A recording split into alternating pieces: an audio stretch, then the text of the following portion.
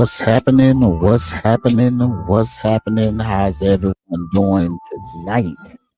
How's everyone doing tonight? We are live and we are here, right here in the Fish Bowl with Catfish. And today I have a special guest with me tonight.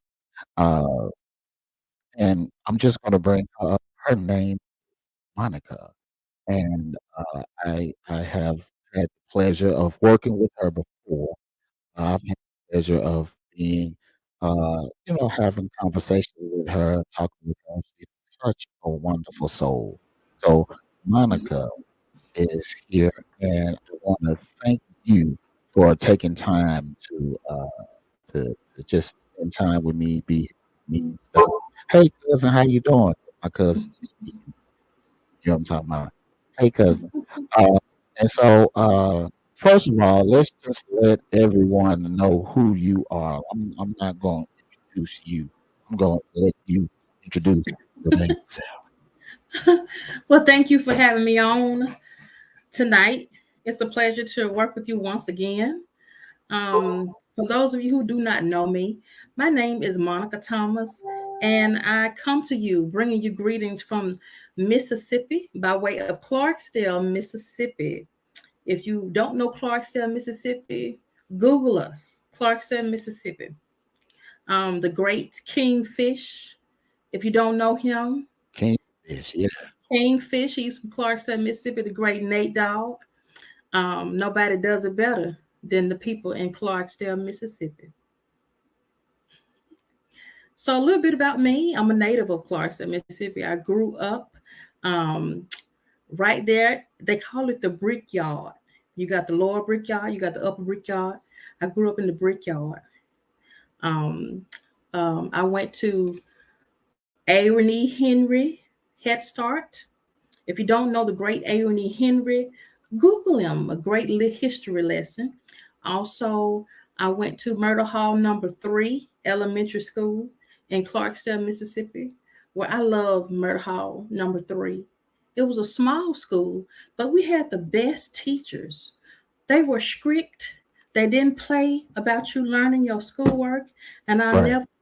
I'll never forget my kindergarten teacher, Miss Shear, first grade teacher, Miss Betty Butler Kennard, second grade teacher, Miss Shirley Lemon, third grade, Miss Gloria Kincaid, fourth grade, Miss Bertha Tyler, fifth grade, Miss Dolores Curtis, sixth grade, Miss Bobby Griffin. When you can remember all your elementary school teachers' names, that Right. means they did their job. I had a crush on my first grade teacher. Really? Yeah, I did. I had a crush on my first grade teacher. Her name was Miss Spencer, and she had long, long black hair. I remember it Uh-huh. vividly. She had long black hair and she had like these long red nails. She was like my first in person crush because I had three crushes prior to that. And Yeah. it wasn't until like maybe 2 or 3, well, maybe even more than that, maybe 5 or 6 years ago, I reconnected with my first grade teacher through her daughter. And she showed Wow. me that, yeah, my mama was around here. My mama be seeing you on Facebook. And I'm like, oh, Lord, my first grade teacher, my crush, be seeing me acting ignorant on Facebook. You know what I'm saying? Wow. And sadly, what was it, last year, my first grade teacher passed away. Her daughter reached out to me to let me know that my crush passed away. You know what I'm talking about? So yeah, but my first grade teacher, that was my crush right there, and I know, that it was wrong, but children all the time be always saying stuff that they ain't supposed to say. When I was in first grade, I told her to her face, I'm gonna marry you when I get older. And I Wow. told her I'll marry her when I get older. Her daughter sent me a picture of her maybe 2 or 3 years before she passed away. She still look good. She still could get it. She still could get it. You know what I'm talking about? Wow. Still could get Mm, it. But yeah, I'm sorry. I was just you just made me think about her, and I'm gonna let you finish. yeah. So I like to say that I'm a community activist, advocate, not just for Clarksdale, but for the state of Mississippi as well, because I want to see the state of Mississippi thrive and do better things, do great things. Oftentimes Mississippi is frowned upon for so many negative things. And, from the education system, for the economic status of Mississippi. But I want great things for the state of Mississippi. So I like to say that I am just a person who strives for positivity in the state of Mississippi. Right. Right. Yeah, And you know that's who I am. the weird thing is a lot of people are hmm, that are from Mississippi don't Mhm. see the help that is needed, that is required there, because they haven't had an opportunity to go out and see what exists outside of the confines of the Mississippi Delta, right? And Oh see yeah, the possibilities and the opportunities that exist outside of the Delta. And because of that, they think that everything is the status quo. They think that everything is the norm. You know what yeah, I mean? But it couldn't be further from the truth. There are there are those people, and I won't call some of their names because some people um, they enjoy what they do without the spotlight. But there yeah, are a lot of people that are in the Delta that are doing great work. The sad part, though, is that sometimes it takes for people from the Delta to leave the Delta to be able to help the Delta better, right? yeah, yeah, And it's weird. There are people that are from the Delta that have gone on to different places like Washington D.C., Philadelphia, and even as close as Jackson or to New Orleans or Memphis, and they yeah. are able to establish themselves there in those Mhm. places.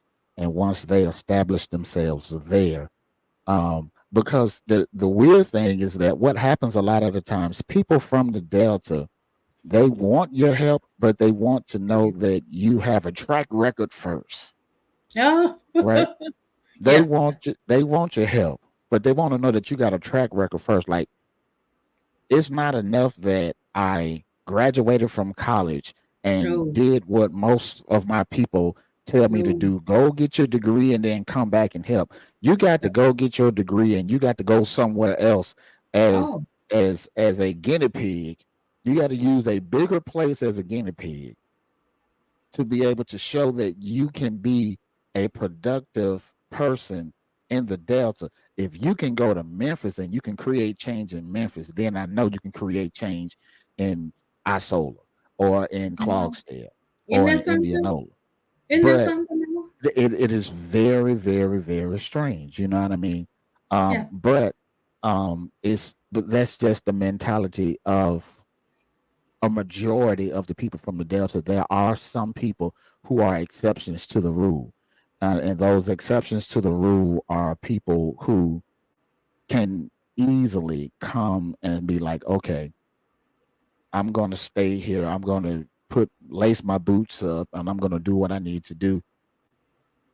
But the difficult part about that is you almost have to work like three times as harder Oh yeah. once you stay in the area to Mm-hmm. help the same people that you grew up with, the same people help that had a part in helping you to become the person that you are.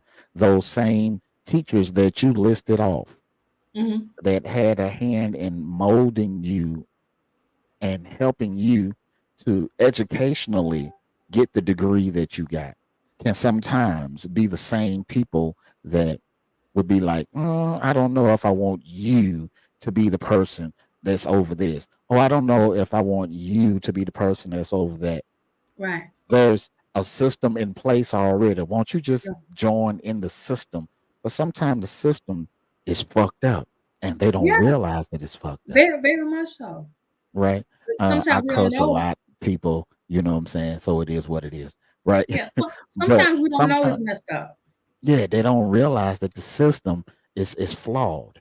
And Right. because the system is flawed, because the system is flawed, They don't understand it. They don't see it. They don't realize it. And because of that, that system keeps repeating itself. That system is designed Mhm. to help a select few as opposed to helping the masses, Mhm. right? Mhm. And my whole goal in life is I want to help, I want to entertain, I want to do whatever I can for the masses. I know I won't be able to help everybody. I won't be able to Right. please everybody. Right. Um, but I want to be able to do what is good for the people, Right. not for the elite people in the community. Mhm. And Yeah. that's what happens a lot of times with those organizations that are already existing. It only helps the elite that already exist in the Absolutely. community. You know Absolutely. what I mean? So it is what it is, right? Absolutely. Um, sometimes again, I end up talking too much and start talking over people. I'm gonna let you finish your thought. Go ahead. I mean, I agree absolutely with what you said. And not to mention that if you have, say you grew up in a town, and let's not you move away for a long time. Right. Don't move away for a long time, and you miss out on what's been actually going on in your community. And then when you come back, say you come back to your community, nobody knows who you are Right. because everything has changed. Your classmates' children are now in high school, and you be like, wow, the same people who were in positions when you were there, they were no longer there. The whole school system may have changed, and it's not the school system that you remember. The teachers that you once remember, they're no longer there anymore. So when it comes to talking about um, small towns, you almost have to start all over again because you have Yeah. to relearn the whole community. The store that you used to go to, it may be then burned down. It's no Mm-hmm. longer in existence. The manager of what's the name of the store? Payless, Payless shoes. Everybody used to like Payless. Yeah. Payless shoes no longer exist. You know, and the Payless shoes got history with Payless shoes, but it no longer is there. But the building is still there. And when every time you ride by that building, guess what? You can't do nothing but have so many memories. Right. You know, so when you're talking about small towns, it's just I like to say history repeats itself. It does. It We does. just don't know it's repeating. You know what? And Mhm. here's the other part. The other caveat to it is sometimes we know that it's repeating, and Right. we just don't care. Oh, we. Sometimes we know it's repeating, and we just don't care. Right? You can look at any of these small towns. I'm going to use my small town as an Uh-huh. example. You can Hmm. look at Indianola. Right? Hmm. For a very long time, the top person politically in Hmm. any small town is usually the mayor, right? Okay. Hmm. And for a long time, the mayor of Indianola, Mississippi, was a man that, because in most of these small towns, the towns are divided by some kind of landmark. And in my hometown, the town is divided by the railroad track, the C&G Railroad. And so on one side of the track, you have Yeah. on the north side of the track is where the majority of your white people live, and Hmm. on the south side of the track is where the majority of your African American people live. Right Right. now, when this guy is the mayor, he's rarely coming on the south side of the tracks. He only comes on the south side of the track when it's time for reelection. Hey, Right. can I come put a sign in your yard so people can vote for me? Hey, can I come to your Right. church and talk at your church Right. about the election next month? Right. We see that there's a cycle, and we allow that cycle to continue to happen. We allow these people to continue to come speak at our churches, to come speak at our schools during election time. But if you're in office for 4 years or 2 years, We will depending see them. on, you don't see these people. And No. because I don't see them, Hmm. Well, but your average person, let me say, because I'm different. But Hmm. because your average person doesn't see these people on a regular basis, um, when the election time comes around, uh, why would you allow this person to come put a sign in your yard so people can vote for him? Why would you allow this person to come speak at your church? Why would you allow this person to come, you know, set up shop so he can give away turkeys for Thanksgiving, but you ain't did nothing all year? I see you 4 times a year for Thanksgiving to give out turkeys. I could buy my own turkey. Can you come fix these streets? Can you come Right. do something about the crime that's in the community? Can you do something about the drugs that are consistently being passed around and sold in the community? Can you come do some of those things? No, No, you can't do that. no. You only come on my side of the town when it's beneficial for you, not when it's beneficial for the people, right? Hmm. The issue, though, Hmm. is, Monica, if you were walking down the street and I walked up to you and I used this hand and I slapped you in the face and you didn't do anything about it, you just said, "Oh, that hurt," and you kept walking. And then the next day, I walked up to you and did the same thing again. Hmm. And all you kept saying was, "Oh, that hurt," but you kept coming the same path. You keep allowing me to abuse you, Hmm. right? And until we as a people learn to fight back, until we as a people learn to either fight back or find another route to, by finding another route, that simply means put somebody else in office. That means finding another way to do what we have been doing for years that has been ineffective. Right. you know and it doesn't just mean with the mayor. That could be with the leaders of the NAACP. That could be with the leaders of that could be with your fire chief. That could be with anything. We have to find a way to be able to change the things that need to be changed so that there will be betterment for the people of the community in which we are talking about, right? Correct. But a lot of people don't see that. A lot of people don't get that, and that's going to go over a whole lot of people's head. Well, I think one of the reasons is because for so long, the phrase "for so long" it's been this way. For so long, we Mm-hmm. haven't seen any change. For so long, nobody has said something. For so long, if we say something, we're gonna lose our jobs. For so Right. long, Susan May Auntie been running the show. For so long, we can't go up against Susan May Auntie. Susan May Auntie, she connected to all these people here. We can't say nothing. For so long, there has not You, been any change. you For know, and example, that's one of the things that's weird about it. You know what I mean? yeah, Because once we have gotten to a point of complacency, we nobody. start to accept anything that those in power decide to bestow upon us, and Yeah, they're bestowing things that are substandard, and we accept those things. If you look at almost every statistical standpoint, mhm, uh, be it religion, be it politics, be it finance, economics, be it education, the Mississippi area, but specifically the Mississippi Delta, mhm. is at the bottom of any of those lists. And We're that's at the bottom of unfortunate. those lists. And Yeah, that's really unfortunate. and that's one of the things. It really is unfortunate. You know what I mean? Because it's like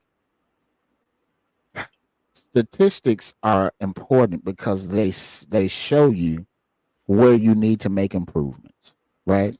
If you're looking at these lists and you see that we're at the bottom of the list in terms of, uh, I don't know, education. Yeah. If you see that we're at the bottom of the list of education, that is a litmus test to show you what improvements needs to be made and where those improvements need to be made. As a former educator, we have a list of areas for each school district that shows by grade where improvements need to be made. And if we can see those things, we can correct those things, then it will be fine. A lot of the times, those corrective actions, they want to they want to implement those things from the bottom up, right? Mhm. So if these kids are reading at in high school, if they're reading at a third grade level, Okay. the first thing that they're going to say, well, it's the school, it's the teacher's fault. No. It's the teacher's fault, not realizing that the teachers have to teach what is mandated to them to teach.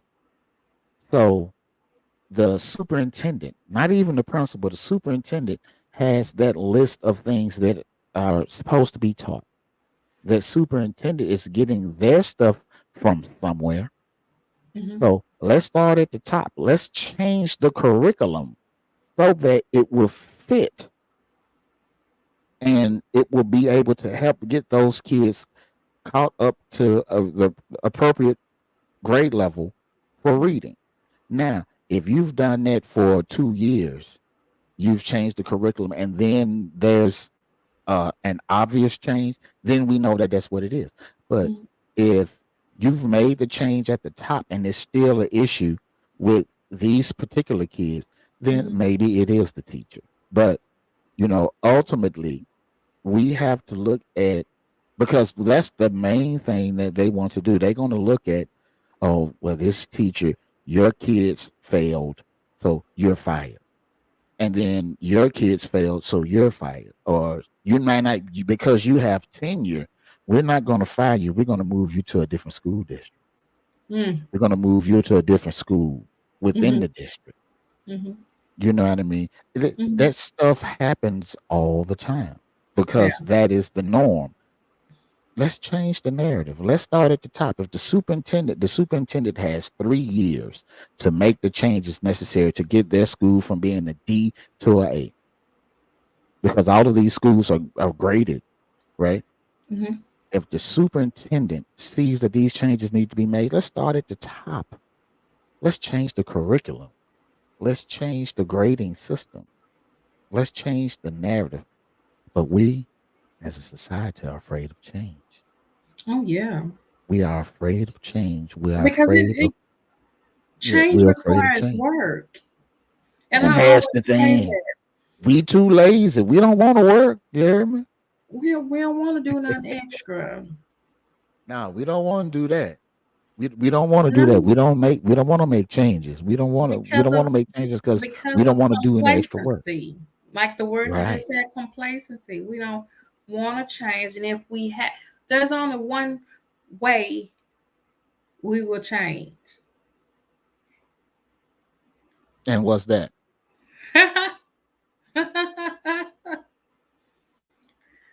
Oh my God! Bet you my golly, wow! We don't want to get on that, Hmm. do we? Come on, talk about it. There's only Ladies and one. gentlemen, before she talks about it, I want to let You. y'all know. I want to let y'all know before she talks about it. Uh, the Cleveland Browns are playing the New York Jets. The Cleveland Browns just scored a touchdown. The score is now 6-0. They're going about to kick a field goal real quick. You heard me? Well, go ahead. Talk about that change. Let's talk about it. The change is going to have to be, it's going to have to include diversity, and it's going to have Hmm. to include inclusion. Diversity, it's amazing what you can do when there are different people of different ethnic backgrounds and different experiences and different cultural settings and different um, walks of life together, working together in that melting pot. You Hmm. know, real gold is not afraid of the melting pot. Now, is it? Gold isn't right. Yeah. Yeah, but here's the problem. Here's the problem. Gold is not afraid of the melting pot, but how much gold is really sitting in the delta? You These say people, what? You say how what? much how much gold is sitting in the delta? These people, I can't make you realize that you are golden. You have to realize that you are golden yourself, right? Yeah. Let And me if tell you you. don't see that you are golden, I could bring the pot to you all I want. I can't pick you up and put you in it. I can't make you could take a horse to the water, but you can't make him drink. Give them some Kool-Aid.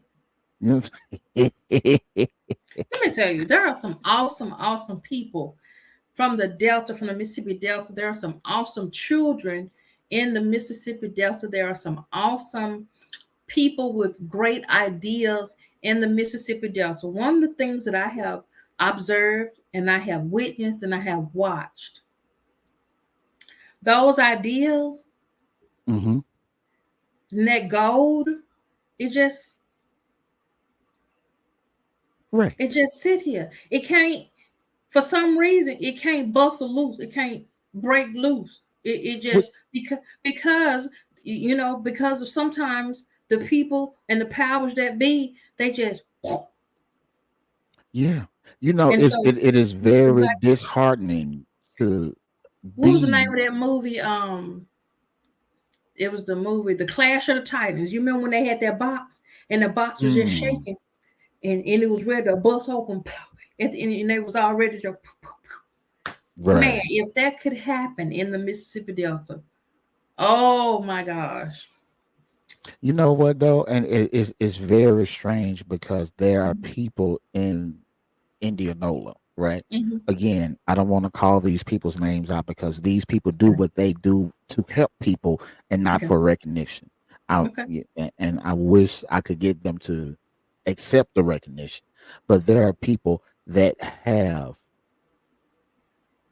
ideas. They have ideas. They have plans. They have just things that they want to do, and they want to plant the seed to be able to grow change. Because sometimes the things that exist there are the weeds in our yards, and sometimes in order to get rid of those weeds, we got to plant other stuff in its place, right? These people are planting the seeds, but they can't plant it and water it and put fertilizer on it, and they can't do all of it themselves, Oh right? yeah. And Correct. so when you have those people that come along that want to, that have planted the seed, they have the idea, and more importantly than the idea, they have the wherewithal to take their idea from a mental place and make it a physical thing. They could make it something that to come into fruition.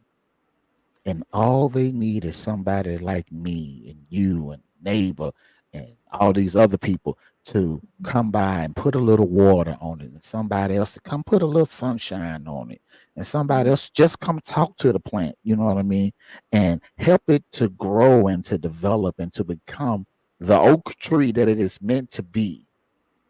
Meanwhile, he's only or she's only doing as much as she can, and it won't make a big difference because it won't grow past like a very small flower instead of the oak tree that it is meant to be. So what do we do when we have people like yourself Mm-hmm. that want to make changes, that is ready to cultivate the land and plant the seed that's going to make change in the community? Mm-hmm. When and then we don't have those people that want to, that should come by and water and come by and help cultivate and come by and help do all the things that is necessary to help your idea go from in your mind to in the ground to growth to be the oak tree that it is supposed to be. How do we do that? Well, we're gonna have to not be afraid to reach outside of our comfort zones Hmm. and reach into other territories and places to help. Right. Yeah. You Yeah, got to reach and outside of that's one of the things that mhm. uh, that is very, very, very difficult to Yeah, to it to is. get those people to do those things, right? It is. Yeah, it is very difficult. Um, Before we continue, I want to say something completely unrelated. Uh, Mhm.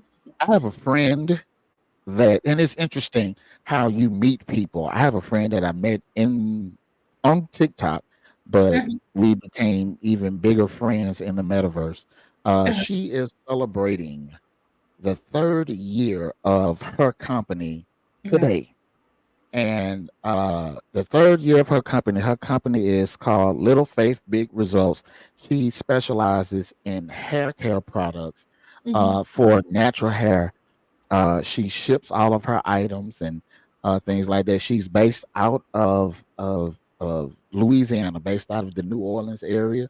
Okay. And right now, to celebrate the third anniversary of her company being in existence, she's offering a discount on all of her products. So if you go to www.littlefaithbigresults/discount/third, you can get all of your orders for 28% off. I'm going to continue to have the ticker going across the bottom of the screen here, but you can follow Little Faith Big Results on Instagram and on Facebook at Little Faith Big Results, right?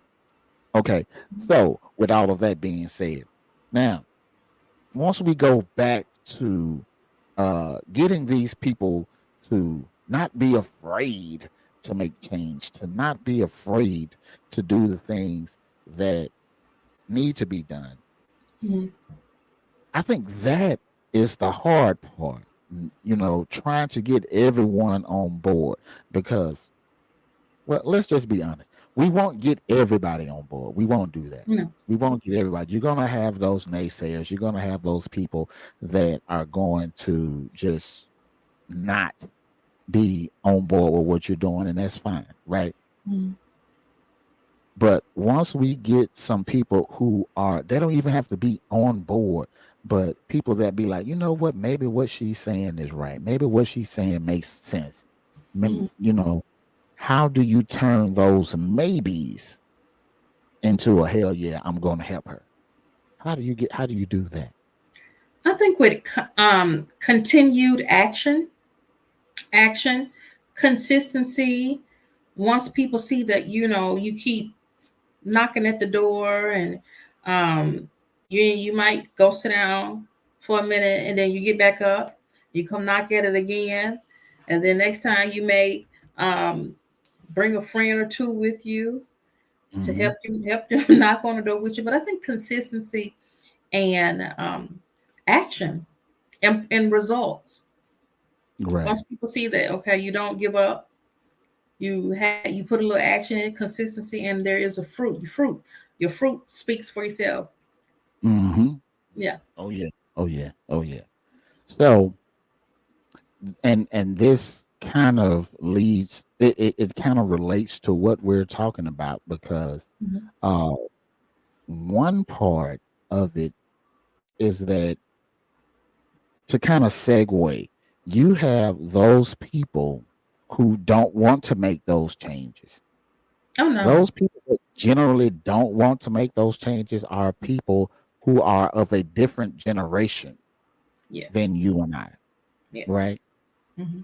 You have most of the people that want the change are people that are from our generation, and for lack of for clarity, let me say it this way, Yeah. for clarity, a generation to me Yeah. is, there has to be like a 20 to 30-year gap in between the groups of people Yeah. in order to identify as a generation. So you and I are 10 years in age apart. So we're part of a similar generation. I'm just a Hmm. little bit older than you, right? Hmm. But for those people, if I'm 46, those people that are uh 65 and up, you know what I'm saying? 65, 70. years older and up, or going the other way, those people that are 18 and 19 years old, they may see things differently than I do. Right. Those 18-year-olds and 20-year-olds, they may want more change than I want, but those that are 65 and up, they don't want any change, No. right? Because they Because are really, custom. they don't have to do that. If the ones that are 65 and up, they don't feel like they have to. They've Right, already done their thing. They some of them, they don't care if they have an email address. They're not going to use Cash App. They're strictly um, set in their ways. right. And And there's the only thing I think that they can do, they can offer their advice, because that age bracket, they have a lot of wisdom. I just got through talking to a heavy hitter here in Clarksdale today, and the information that she told me, oh my God, it was just golden, to sit and listen to her, because she was very knowledgeable. Now, she also, that generation, they also have the money. oh yeah, yeah, they They got that got the bread. money. They got that So bread. I guess the issue or the problem is, how do we get that generation of people to, do they understand the millennials and the generation wise? You Do know, they, how do we get them to, because the generation wise and some of the millennials, they're not on the financial bracket as generation, what you call it, the right. silent generation, or So the baby boomers. They don't got it like that so financial, I but they do have the experience. right, right. So here's the thing, right? Hmm. I have my mother's brother, my uncle. Okay. Every time I go home, I make sure to go by and holler at him and sit down and Hmm. talk with him, 'cause this guy is just a walking, just ball of knowledge, right? Hmm. Hmm. Um, and he's the oldest of all of his siblings. Hmm. Now, the difference is because he told me and he made sense, right? The people that are like 20 years old and stuff like that, they don't want to sit down and talk with my uncle because he's almost 70 years old, right? They don't want to sit down and talk with him. The majority of them, right? Okay. So anything that he says to them directly is going to go in one ear, come out the other one. Sometimes it's going to go in one ear, turn around and come right back out the same ear. They ain't trying to hear. Meanwhile, what has to happen is people have to understand that every generation has a role. And the way my uncle broke Yes. it down was, you know, you have really four generations, right? Hmm. The people that are 18 and under, these people, their job is to just absorb knowledge from their parents and go to school and do their job as that, right? Hmm. They go to school, they also get knowledge from their parents. But once you turn 18, you graduate high school, 18 to about 30. Hmm. These people, when it comes to a struggle, these people are often the faces of the struggle. These people are the ones that are fighting, right? But you cannot fight without wisdom and you cannot fight without finance, right? Hmm.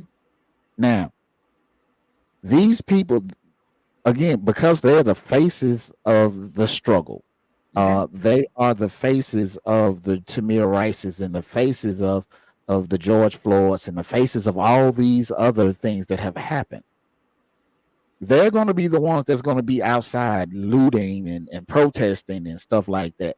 People our age, it is our job to guide them, but we cannot guide without wisdom, right? Some of us have the wisdom because we are not too far removed from being in their position, but we are only one generation underneath people like my uncle. People like my uncle, they provide the wisdom and they provide the bread if need be. You know what I'm saying? They provide the finances so that when these kids get arrested or when these kids go through whatever, they communicate to us so that we can translate their old folk talk so that these younger folks could understand it. We are the medium between the older generation and the ones that are fighting, right? Once we can understand and grasp that concept, that everybody has a role and everybody has to play their part. And it doesn't matter if you are a man or a woman. It Mhm. doesn't matter if you are black or you're white. We all have a struggle and we all have to follow this principle. The elders have all of the wisdom and the majority of the money. They talk to the people that's in their 40s and 50s so that these people, because the people that are in their 20s and 30s, they look to some of us and think that some of us are cool. Some of us are lame as fuck, but they think that a lot of us are cool. And if I am cool to them, if Yeah, I am translating the yeah, information that I get from the older people right, to them and say, hey, cuz you don't want to do it this way, you want to do it that way because blah, blah, blah, blah, blah, blah. right, Right? But old folks ain't gonna talk to you like that. They're gonna be like, young blood, you need to go out here and do this right now. You do this, you need to do that. They ain't gonna be receptive of that. no, So it is our job to be able to take what they give us, the older generation. It is mhm, our job to take what they give us, translate it, and pass it on so that when they go out there to actually do the fighting, to actually do the on the ground, boots to the ground work, they know how to do it. right, That's what Uncle Tony. right, You know what I mean? And that's the fight that we're in now. So I can even look at myself. I can look at my uncle. I get knowledge from him. I get money from him. I add mhm, my money to it so I can pass it on to my 26-year-old son so that when he's out there fighting the good fight for us, be it political, be it police brutality, be it discrimination, be it whatever, he would have the knowledge because I have told him what to do and I have gotten information from my uncle because sometimes I may not always be right. So sometimes the older people, and that's one of the things that we as 40 and 50-year-olds, we have to realize too. We 40 and 50, 30 and 40, 50. We have been through a lot, but we ain't been through what these 60 and 70-year-old people have been through. We have to be able to absorb the knowledge. We have to be a sponge for them so that we can squeeze ourselves out and pour ourselves into those that come behind us. We got to be able to do that.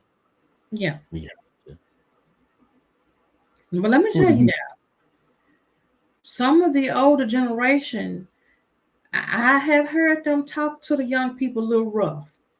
Yeah. And this generation of young people, they will cuss you back out. Oh yeah. So sometimes, sometimes in delivery, sometimes tact can be very important.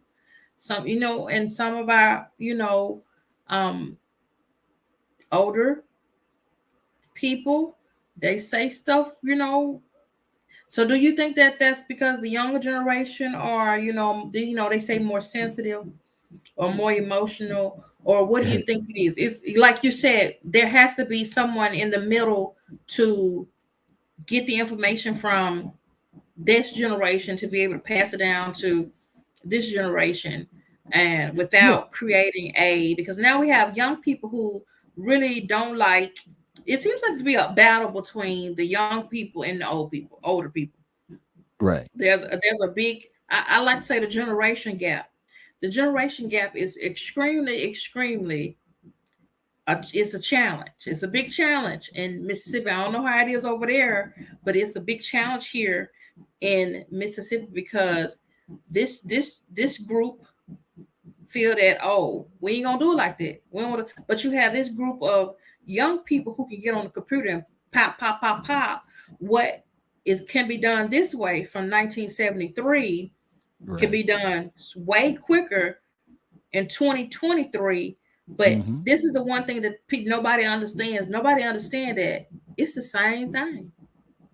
When we get through, it's the same exact thing, just When done we a get different through way. it, it is the same Yeah. thing. But I'm gonna back up to something that you said earlier, right? Um. The these young folk will cuss you the hell out. They will cuss you the hell out. You know what I Okay. mean? A big part of that, though, is kind of our fault. Yeah. It's kind of our fault, right? Yeah. And the reason I say that it is our fault because I look at my own mother and my own father, right? My own mother and father, they were parents to me, right? Mm-hmm. As they were supposed to be. Mm-hmm. And then when people my generation started having kids, number one, we started having kids a whole lot earlier than Right. our parents because our grandmas was old as hell, right? Mm-hmm. Yeah. Some of us, like myself, I can look at myself with my grandfathers, right? One of my grandfathers passed away before I was even born. The other grandfather, I was born in November. He passed away in January. There's only one picture of me with him, and I was still, in the arms, right? So a lot of our grandparents were old. Some of us at 46 years old are Yeah. grandparents, right? Because we started having children so early. The other part to that, though, is us having children early. We were not always parents to our kids. We were friends to our Mm-mm. kids, right? Mm-mm. Some of us are friends to our children, and friends can talk to friends any kind of way. There's a difference between the way two friends talk to one another versus the way a parent talks to a child, right? Or a child talks to a parent, right? And because of that, some children these days don't know when to turn off their friend conversation and turn on their child conversation. That's our fault because we Oh, started that. We allowed that. That's our fault. We started guess that. where We else that allowed can be that. seen? Huh? That can also be seen in schools too. Oh yeah. Oh yeah. Oh yeah. You know what I mean? And Yeah, we have that's sometimes that's we that. have teachers Especially in who, the schools because in the schools yeah. it used to be that the teacher and the parent were Mm-mm. working together to make sure that what's best for the kid is in place. Now, the parent and the child almost always teams up against the teacher. Yep. You know what I mean? And so Mhm. again, that's our fault because the kid honestly doesn't have control in that situation. It should Yeah. be the parent. If the parent works with the teacher to ensure the success of the child, then when Yeah. the child misbehaves at home, I mean at school, the parent's not going to come up to the school and be like, "Well, what did you do to make him wild out?" The Right. parent will come to the school and beat the hell out the child in front of the class. Now that you can't do shit, but that's the other part. There's certain stuff that you can't do that was allowed back in the day. My mama used to come to the school and whip my ass in front of my classmates to make sure that, all right, you know what? If you don't want me to come back up here and beat your ass again, you're gonna tighten up. And that made me tighten up, Right. right? Now, when I got to high school, I was a little more clever on how because I was a little mischievous, but I wasn't bad. But when I was young, like fifth, sixth grade, oh, I was with the shit. You know what I Mhm. mean? And so it's like you're gonna have those moments when those kids are gonna test the parents or test the teachers. But in the process of that testing that children do, if the parent goes with the child versus going with the teacher, you're failing that child. You're failing that child because again, now you are becoming that child's friend. You're becoming that child's friend, and you're not. So that is on us. Right. The reason why a lot of these kids are soft and are disrespectful, that's on us. Now, that is not all on us. I'll say about 80%, right? But and I know that I am guilty of it, so I'm talking about me right Mm. now. Yeah. The older that I get, the less patience that I have for stuff, Yeah. and the more I am easy to just say what I'm thinking as Right. opposed to thinking about my words and choosing my words carefully, Right. right? Hmm. If even at my job or anywhere else, if something comes across my mind and I think it's some bullshit, I'm gonna let you know that's bullshit. But I've always, my mother and my father, rest his soul, they always say that I've always had that problem of saying stuff before thinking. But the older I get, I really don't care to think.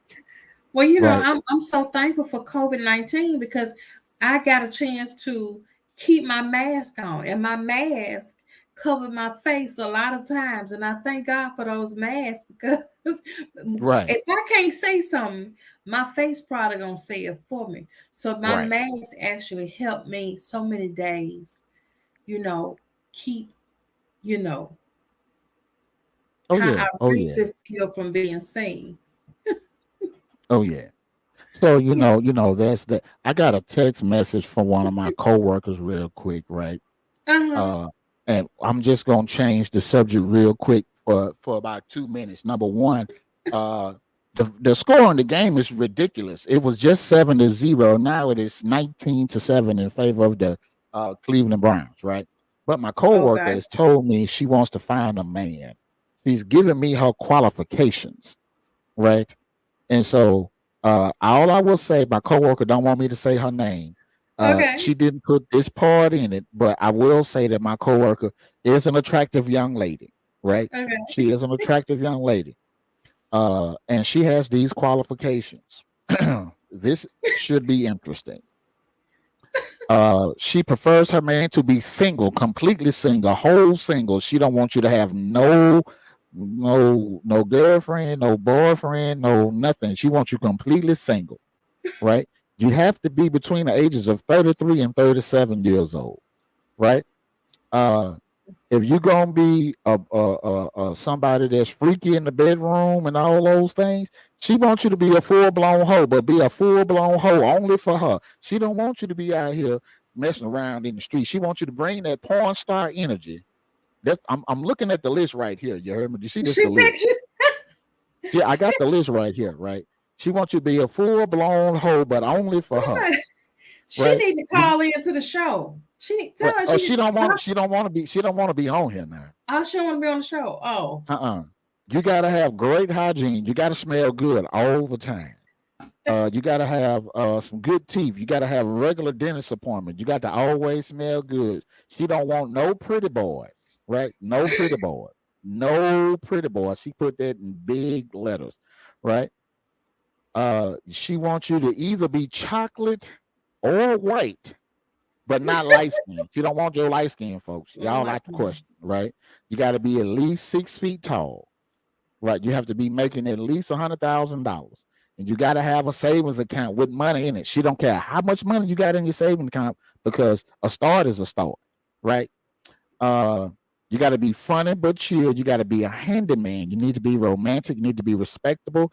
You have to be able to handle a strong, black, spoiled woman. She says that she is spoiled. Right. She don't want nobody that's a pushover. Uh, I'm just reading the list. I got a comment right here. She said, "Oh, you got too many demands, right? Right? She Okay." And she said, "You got can a long have kids, list. but you got to have 2 kids or less, and your kids 9 years old or older, right?" Ooh, So how that many is her kids she got? list. She has two. Okay. Yes, too. So if you're out there and you have all of these qualifications, please reach out to me in the comment section on Facebook, on Instagram, or on YouTube, and let us know If you fit those qualifications, you got to be a 33 to 37-year-old freaky ass person, but loyal, and you got to smell good. You got to have all your teeth. You can't be a pretty boy. You got to be either real black or white, but you can't be light skinned. Or you got to be 6 feet tall. You got to make $100,000. Got to have a savings account. You got to be funny. You got to be a handyman. You got to be chill. You got to be romantic. You got to be respectable. You got to handle a strong black spoiled woman. You can't be a pushover. You got to have 2 kids or less. It's okay if you don't have any kids. And but if you got 2 kids or less, that's cool, right? And your kids got to be 9 years old or older, right? I got one for you. I give all my coworkers nickname. Uh I got somebody, and he said he you see the comment right there. Tell her I said hey. So I'm gonna when I get to work in the morning, I'm gonna let her know that you said Hey, hey. big You heard me? girl. You know what I'm talking about? So ultimately, you should know him, don't you? I know him. I know him. Hey, let me tell you. Let me tell you. Me and him, we grew up together. You know what I'm saying? Because he's from in the know. Yeah. Uh, that's my little bro right there. We literally grew up around the corner from each other. Uh-huh. Uh, and I'm talking about we grew up around the corner from each other as little children, right? Uh, and uh we had this one story that he always make me tell this story, or sometimes I make him listen to this story. Uh-huh. And because you have never heard this story, I'm gonna tell this story to you, right? I Okay. hope that you are wearing a diaper so that when you pee on yourself from laughter, you don't mess up your good pants, right? Okay, so it's like you see, he said, "Here I go." You know what I mean? So in the summertime in Indianola, they used to have the city pool. They used to have these little activities for the kids to do, and we used to Mm-hmm. get up and go to the city pool, right? So Mm-hmm. I would get up with my little sister, and I would go around the corner with his big sister, and the four of us would walk to the pool together, right? Now, at some point in time, uh, your friends you fight one another, right? And I don't recall what we were fighting for. But on the way back from the pool, we were fighting, right? And uh I was very, very, very little. He has always been a big guy, right? And we get to fighting, and we in on the street, and we're walking back from the pool, and he's beating my ass. Like he's beating the shit out of me in the street in the summertime, right? And so I did, because I was defeated, I did what I could do. I was frustrated, so I grabbed his stuff and I just started throwing his stuff on the street. And I reached into this white bag that he had, and I grabbed a piece of clothing, not knowing it was his underwear. And I grabbed his drawers and I threw them in the air, but the drawers caught the wind, and those some bitches opened up wide as hell. It looked like a curtain, and they just floated down from the air, and they landed on this damn gate or fence or something. And I remember now what we got into a fight for. It was my fault. I had grabbed a towel and I rolled the towel up, and I was pretending to pop him, and I popped the car as it was passing. And I blamed him when the lady stopped and got out the car to say, which one of y'all popped the car? I told the lady it was him when it was Yeah. really me. And so I grabbed his drawers and I threw his drawers in the air, and the motherfuckers just floated, but they opened up real wide, and they floated down, they floated down, they floated down, and they landed on the gate, and they looked like it was like sheets or a curtain that's landing on the ground, that landed on the fence, right? Uh, and see, he laughing, right? But that's what happened, right? Uh, that's what happened. Uh, Okay, so I'm just learning something right here on Instagram. I just got a notification here on Instagram. Mm-hmm. Once our feeds go over an hour, they cut the feed, so we're over an hour now, but we're still live on Facebook and we're still live on YouTube, right? Uh, Okay. you see the comment right there. He said it sounds unbelievable, but it is the absolute truth, right? And is like what was crazy. I remember my sister and his sister were there. My Uh-huh. sister was just crying because she's a big crybaby when she was younger. She's still a big crybaby now, right? His sister was trying to break up the fight or whatever, but Mhm. like she was older than all of us. She was the oldest of the four of us. And she trying to break up the fight, but when Hamp got to that point of like he got the rage in him, and this is like little kid rage, so it wasn't like he was beating me to sleep. But when he got that rage in him, she couldn't do nothing with him at the time. So she just had to let the fight go on. And as it went on, everything stopped once I threw them draws in the air and the wind caught them and they just floated down and they landed on the fence. So that's the story right there. But I'm gonna make sure I'm gonna not show her my coworker. I ain't gonna show her that part of the story, but I'm gonna let her know that what I'm saying, that you said, hey, what I'm talking about. So yeah, that's that, right? I also find weird stuff at work, and I just want to share something that I found at work the other day, right? And I just want to talk about this product because I think that this product is hilarious, right? Okay. So, and I hope that all of the people that are watching are are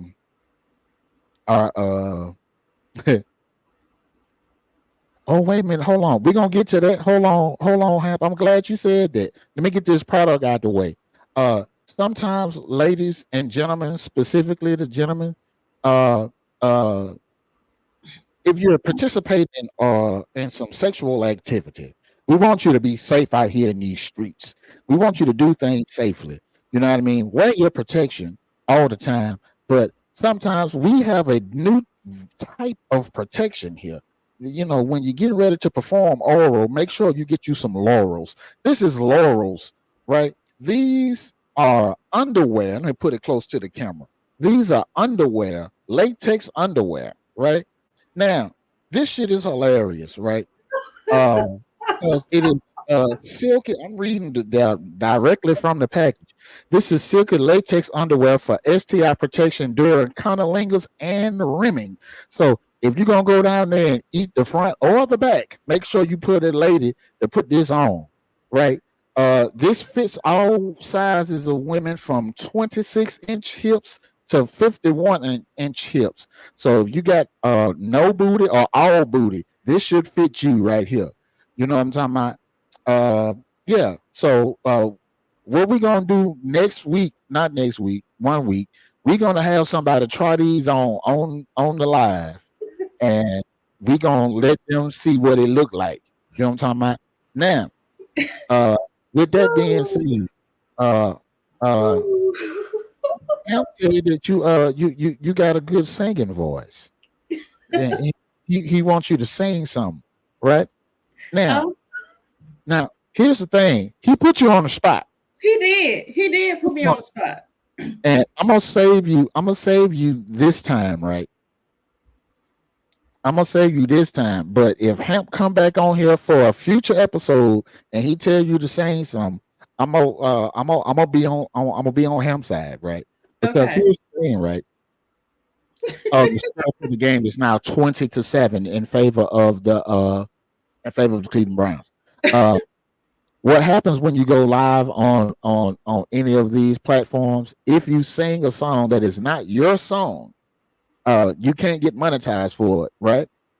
Mm-hmm. So because this is such a good episode so far, we're not gonna let you sing because we want to get paid off this eventually, right? And when we get paid off of this, you know what I'm saying, we're gonna make sure to cut you a little check. However, when we do another episode where we don't care about the money, uh we're gonna make sure that you do a song. And Hamp said this is the song he wants you to do right here. If I had wings, right? So and now that I know, if Hamp said you could sing, you could sing. If he said you could sing, then you could sing. So I'm trusting him. I've known this boy almost his whole life. You know Uh-huh. what I'm talking about? So if he say and he's somebody that I trust. Speaking of which, let me just say something about him real quick, something positive. I don't want to talk Okay. about his draws in there all the time. Ladies and gentlemen of the Mississippi Delta, I want you to understand something. I want you to hear me clearly. I do not want you to take this attitude of cheapness into the new year. I do not want you to take this attitude of cheapness into the new year. He not gonna say it. He not gonna say it, but I'm gonna say it for him. Barbers provide a job. They provide counseling. They provide entertainment. They are therapists. They provide a lot of things. You cannot get 1996 haircut prices in 2024. Stop asking for it. Stop asking for it. Come to Atlanta. Come to Atlanta. These haircuts out here are almost $100. If he Wow. wants you to pay $50, $60, pay the $50, $60. You know it's worth it because the boy good at what he do now. He good at what he do. Stop trying to lowball, not just him. Stop trying to lowball all these people that are doing these jobs that they've gone to school for. You're not just paying for the time that you're sitting in the chair with him. You're paying for the degree. You're paying for the training. When you hire me as a photographer, you're not paying for the time that I spend with you. You're paying for my training. You're paying for the degree. You're paying for the knowledge. You're paying for the wisdom because I know what I'm doing and I do it effectively. You're paying him the same thing. Don't bring that cheap attitude in 2024. Okay, so Monica, speaking of 2024, do you have any New Year's resolution? Ooh, I think my New Year's resolutions, I got a lot of stuff I'm trying to do next year. I'm trying to have more fun. 2023 was such an interesting and very serious year. I just want to, just try some new stuff out and meet some new people, see some new places. That's what I want to do for the new 2024 year. That's my New Year's resolution, just to try to, see see some new stuff, meet some new people, make some new Hmm. connections, make some new money, more money, Oh you yeah, oh know, yeah, oh yeah. you know, You know, some, and some great stuff, some I great. made a I made a post. I made a post, and I want everybody to adhere to Mhm, one of my New Year's resolutions. I want mhm. everybody to lose at least 600 pounds. I want I everybody. saw that. I I saw want that. everybody to lose at least 600 pounds. Right That too. That too. now, some folks don't know what I mean, so let me just break that down for them. Right Yeah. now, you got some people in your life that don't mean you no good, and you've been holding on to these people for I don't know how long. Right, these people that are in your life, and the hard part for some of y'all is these people are going to be family members. Sometimes you got to cut your family members off. If these people don't mean you no good, these people are Mm, holding up space. These people are just a bane of your existence, but you, for some reason, you're continuously holding on to them. Let these people go. The average weight for some people is 200 pounds in America. I need y'all to get rid of three niggas in your life this year. Get rid of three people. Get rid of 600 pounds. Get rid of three people. You know what I'm saying? I don't care who those three people are, but you know exactly who those three people are. Sometimes the easiest thing, my friend right here says she needs to lose about 3,600. You know what I'm saying? Whatever you got to do, get rid of these people. See, if you need to lose 3,600, lose 3,600. But the issue at hand for a lot of us is that yeah. some of these people that you need to cut off are your grown children. Some of these people that you need to cut off are your parents, are your aunts, your uncles, your cousins. Yeah. Some of these people that you need to cut off could even be your in laws. You need to learn to cut some of these folks off, right? Now, speaking of in laws, let me tell y'all about my holiday. I hope you're ready for this. So here's the thing, right? So, um, unfortunately, unfortunately, back in October, uh, my mother-in-law passed away. And one of her things that she always did for the holidays was she had a party on Christmas Eve. And so, because this is the first year that my sisters and brother-in-law have to deal with not having their mother for the holiday, they decided that on Christmas Eve, Christmas Day, and the day after Christmas, each one of the sisters are going to host a party at their respective houses. Sound like a good idea, right? So some of these people decided that they're going to come here and they're going to stay at all these different houses. And I ended up with my wife's cousin, her two brothers, and her husband. And then you realize that everybody don't move the same way that you move at your house, right? Now, I think that this is just an unwritten rule between men, and maybe I'm making this shit up. Maybe you can help me understand this, right? But if you go to somebody else's house, let's say I come to your house, right? Monica, if I come to your house as a man who is not related to you, and as a man who is not your in law, and as a man who is not sleeping with you, it is wrong for me to walk into your kitchen barefoot with my bare feet on the floor as a man.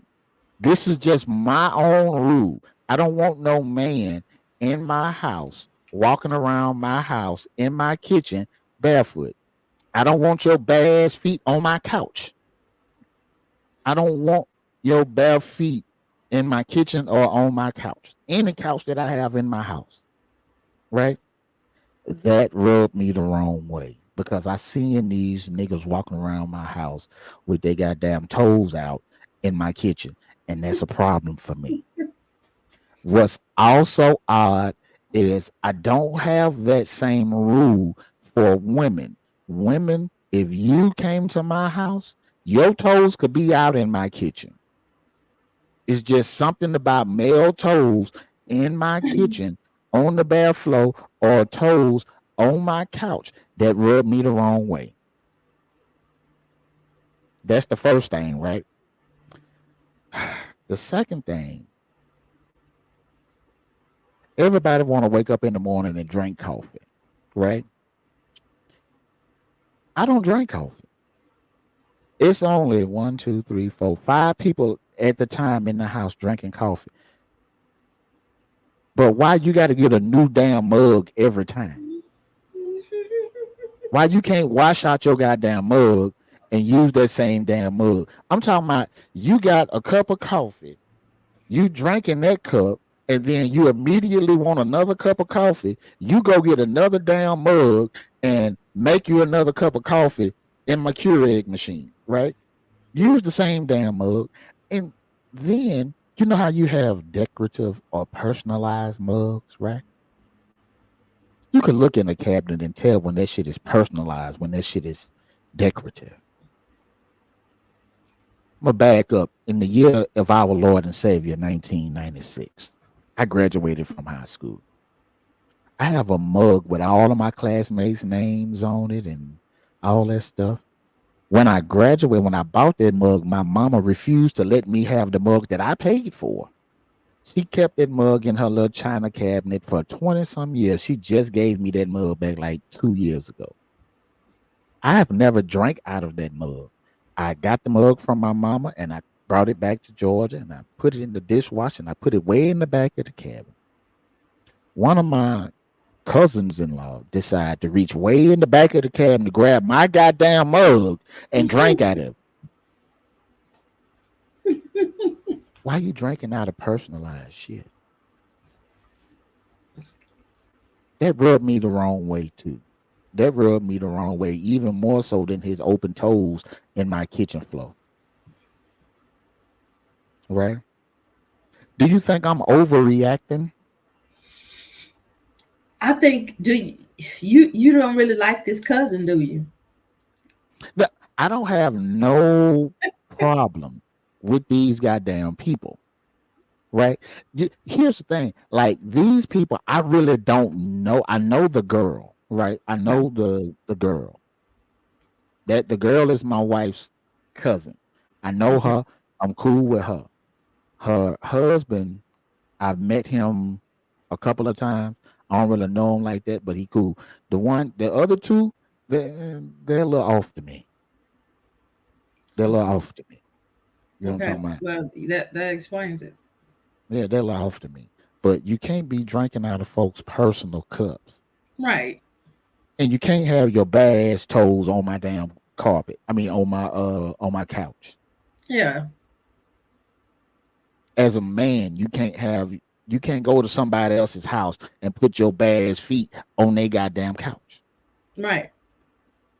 Like if That's I'm coming to your understandable. house, yeah, if I come to your house and I put my bare feet on your couch, you're gonna have a problem. I wouldn't like that. Yeah, I know you wouldn't. Oh, Conversely, if you are a woman and you come to my house, that's different. It's just something about men toes being out for me. I can't fuck with it. I can't fuck with it. You can come to my house and you can go into my kitchen barefoot. mm-hmm. You can go into my kitchen barefoot. If you got a brother, your brother can't go into my in my kitchen barefoot. You got to put some socks on, house shoes, something. Mm-hmm. You got to do something, right? Right. Am I wrong for that? That's your preference, and that's your house. Right. But I So, mean, even though that's my preference, do you think I'm being extra? toes are toes. So I feel like the women's toes versus the men's toes, both feet got germs on them. That is true. Both Yeah. feet got germs on them, right? And, if you really sit down and think about it, it's really weird because It it's is like kind of it's kind of weird because my toes, because it's my house, my toes can be out, my daughter's toes can be out, and my wife's toes can be out in the kitchen, right? Because these are familiar toes, right? okay. Okay, now if my sister-in-laws came by, they toes could be out. I do have one exception to the rule, right? I feel like parents and parents-in-law, in addition to siblings and siblings-in-law, are the exception to the rule. So if my brother-in-law who was here, if my brother-in-law decided to take his shoes and socks off and walk into my kitchen barefoot, I can't say nothing about that because that's the rule that I kind of have, right? Because if I go to my sister house in New Orleans, if I want to walk into the kitchen, I'm not finna go and stop and try to find my shoes or find my socks. I'm just gonna go to the kitchen, get me something to eat or get me something to drink. Because those are familiar toes. That's familiar people. But people that are not familiar, nah, keep your toes off my kitchen floor, bro. Keep your toes off my goddamn couch. That's Keep your interesting. especially keep your toes off my couch. Oh my God. Please keep your toes off my couch. That's interesting. Yeah, keep your toes off my couch. Yeah. Now, again, as a woman, that woman don't have to be any woman. She could put her toes on my couch. I just don't want no man with his feet on my couch. Okay. Maybe that's just me. Yeah. Maybe that's just me. Maybe I'm just, you know what I'm saying. It is what it is, right? But uh, do you have any weird house rules? Uh, because I feel like some people would look at me and say that that's a weird house rule. Do you have any weird house rules? Oh, I'm a big thing about people going in other people's refrigerators. Oh yeah, Oh Yeah, yeah. without permission. I guess without permission, I don't really like to. I don't even like to go in nobody's refrigerator that I'm not comfortable with, or Yeah. if I don't really know. I think yeah, that's Yeah. only And then yeah, even if I let you go in my refrigerator and you see it's the last or something in there, don't eat my yeah, last. right. They don't eat my last. If I gotta swallow orange juice in there, tell me I gotta swallow orange juice and let me swallow it, then I'll go buy you some more. But you can't have the last. The only thing you can have the last of is like if I got a 2 liter drink, you can have the last part of that 2 liter Coke because that's flat anyway. You can have that. Don't take the last piece of pumpkin sweet potato pie because I don't eat pumpkin pie. You know what I'm saying? But don't take my last sweet potato pie slice. Yeah.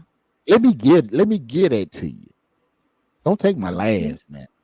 And I would have to say, like, if somebody come in your home and critiquing your stuff, telling you to move this, move that, you what you do, you be Oh like, my goodness. Let me tell you. Let me tell you. For my mama's 50th birthday. Yeah, for her 50th birthday, she got on her first airplane and came to Virginia to see me. And when she came to my house, she was like, "Oh, this is a nice apartment, but if I was you, I would move this over here and I would put this on this wall and I would do this and I would do that and da da da da da da." I let her do that for one day. And then the next day, I went to work and I came home from work. And when I walked in the door, my wife, who wasn't working at the time, my wife had my food ready for me. She took my shoes and put my shoes where they needed to go and brought my plate to me. And then my mama was like, "Girl, if I was you, I wouldn't do this. I wouldn't do that." And then I stopped my mama right there and I said, "Mom, look here.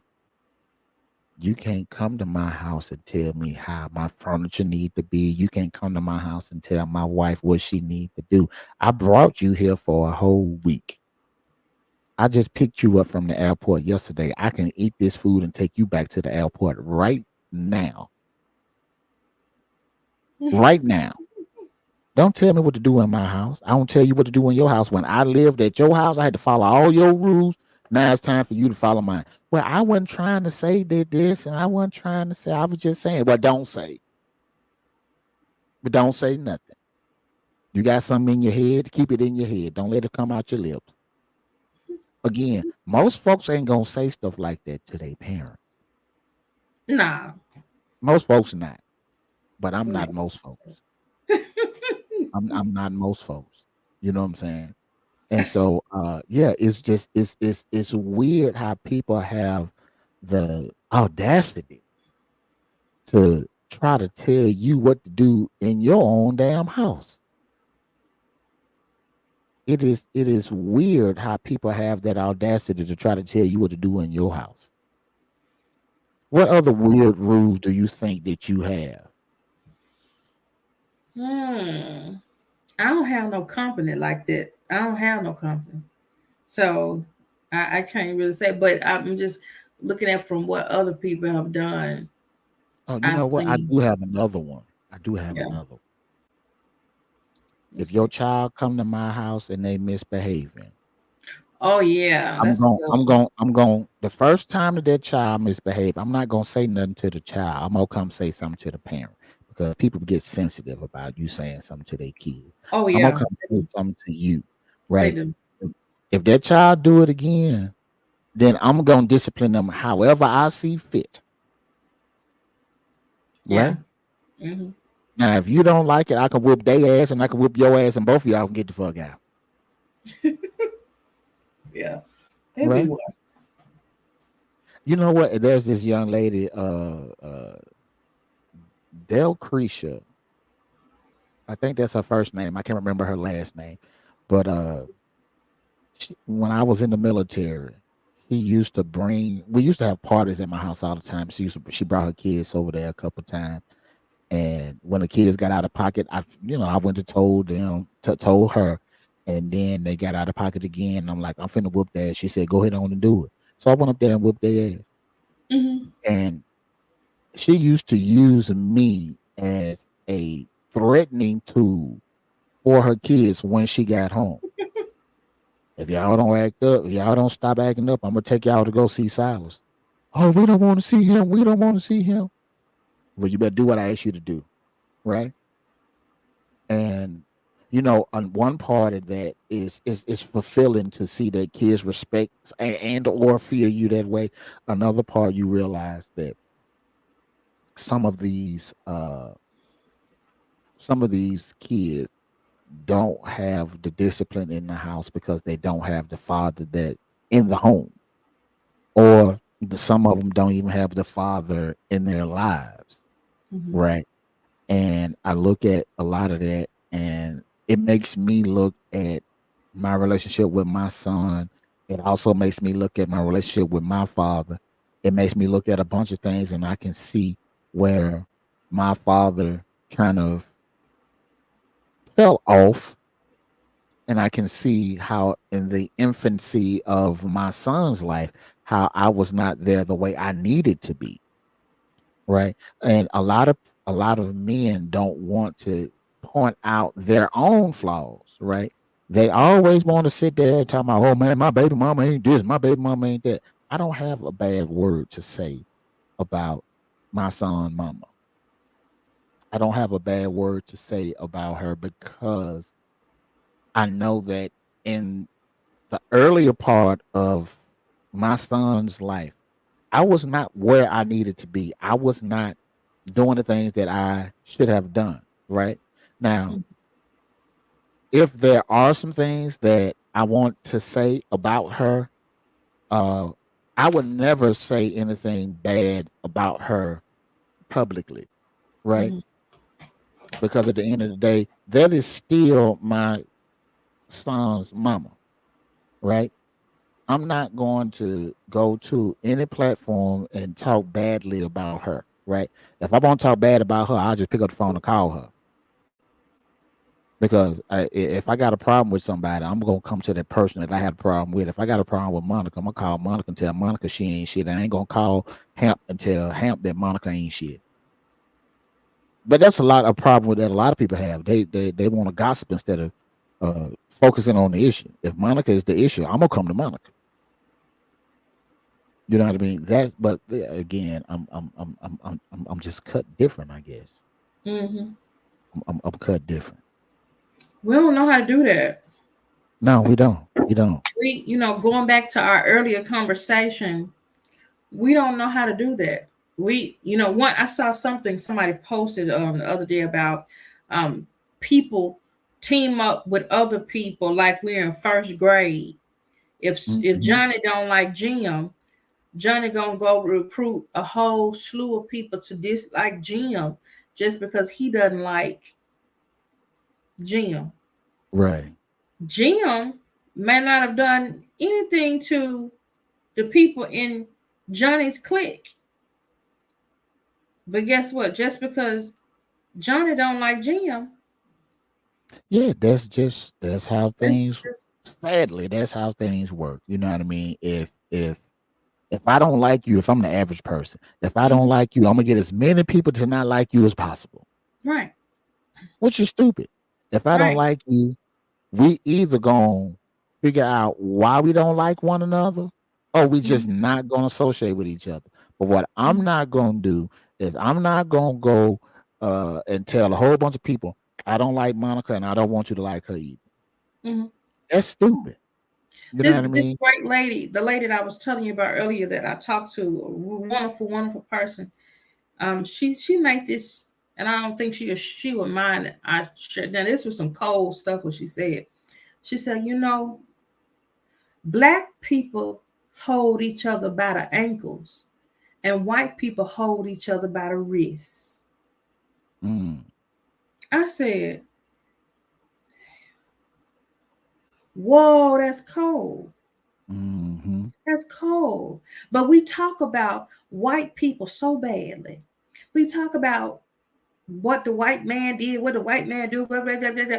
I don't want to hear that no more because too many of our civil rights leaders and activists and our ancestors, they they they walked and marched themselves crazy for to see some of the shit that goes on now in Oh yeah. 2023.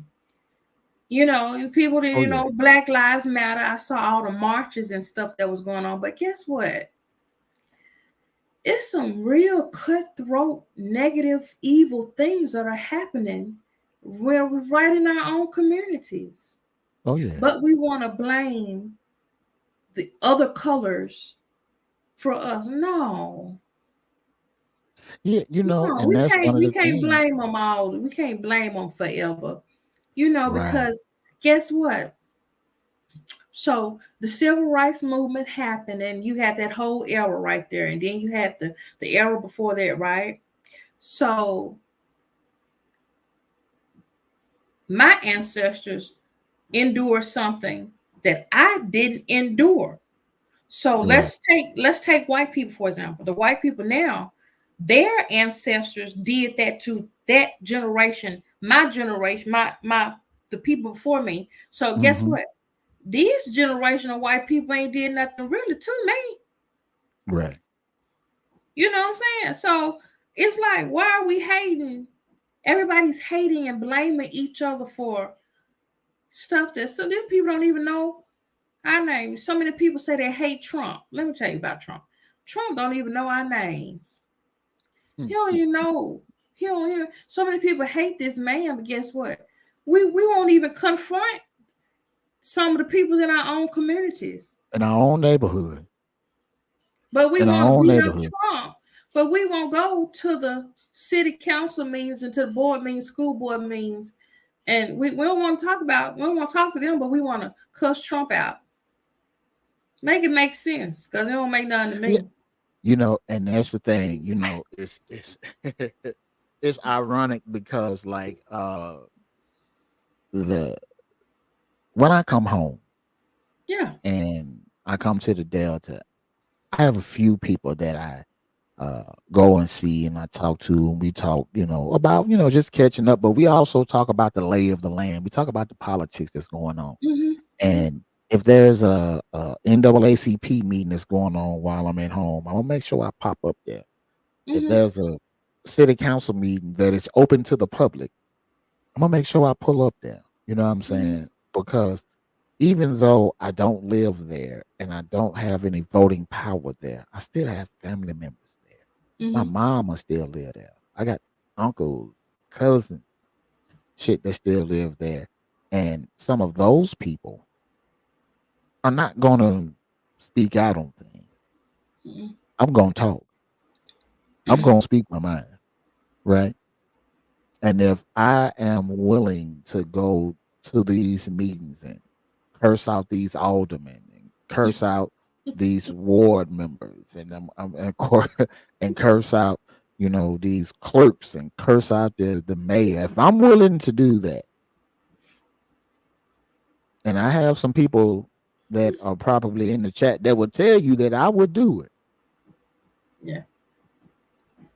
then I have no problem going and saying my opinions on Biden or my opinions on Trump or my opinions on, Hillary Clinton or whoever. But to your point, if I'm sitting here making all these claims about people on a national level and I'm afraid to talk to, not even about, if I'm afraid to talk to the people that are in my community or in the community that affects my people directly, then I'm a hypocrite. Right. Even right here in the city in which I live, I know where the mayor works in City Hall. I know that the mayor has some businesses. I can pull up to one of his businesses, and I have, and I done cussed his ass out too. Because if you're not doing what's right, you need to know that you're not doing what's right. You need to know why I either put my trust in you and voted for you and you have failed me, or you need to know why I voted against you and you still got in office. And I need to tell you, this is why your punk ass didn't get my vote, raggedy motherfucker. You know,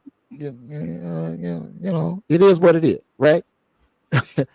But a lot of those people are afraid to make those claims in the smaller cities because everybody knows everybody, Everybody and knows each the other. politics in a smaller city are much more cutthroat than they are in a major metropolitan area.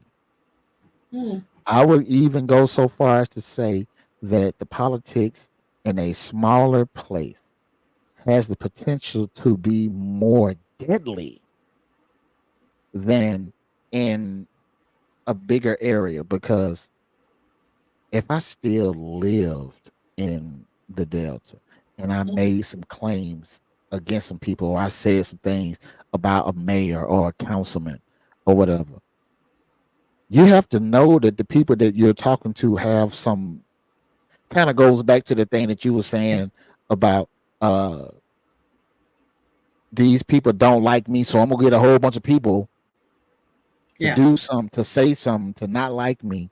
Yeah. But if you get the right group of people to not like me, if I still live there, I could wake up to my house being burned down, Mm. or I could wake up to my photography business front door being shot up. I could wake up to, I could not wake up. And then history will be repeating itself because didn't that happen to Martin Luther King? There you go. Jr.? Come on now. Come So on that's what I'm now. saying. We're repeating history then. But Right. we're And see, repeating history with what color of people? right. But see, that's the whole thing. It's like you look at the whole aspect of everything. It's like on the smaller scale, it happens.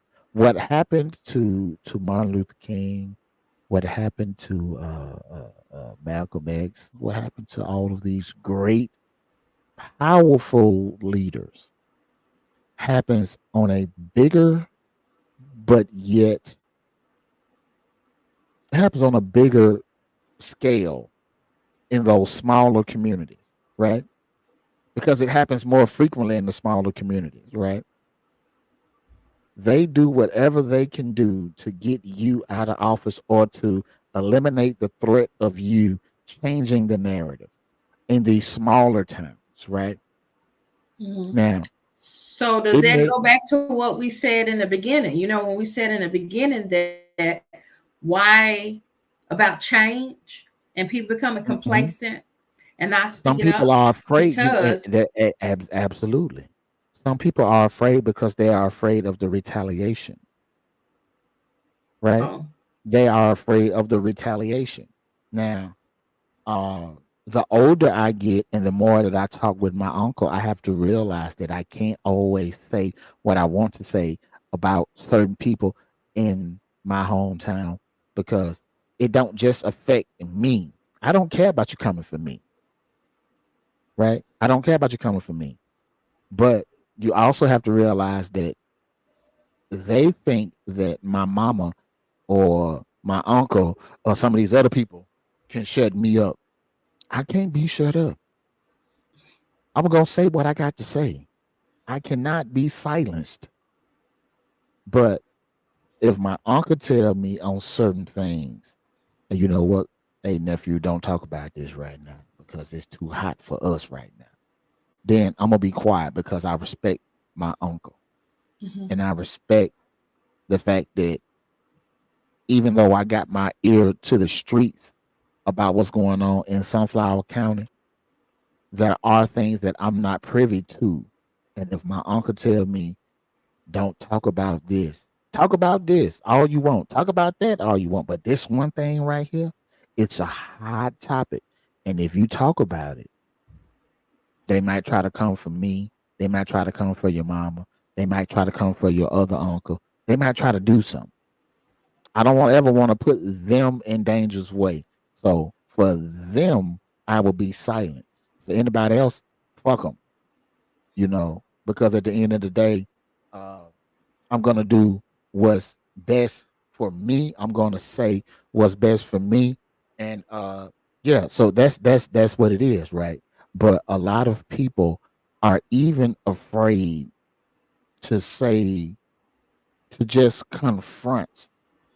They're even afraid to say, you know what, I don't like what you're doing.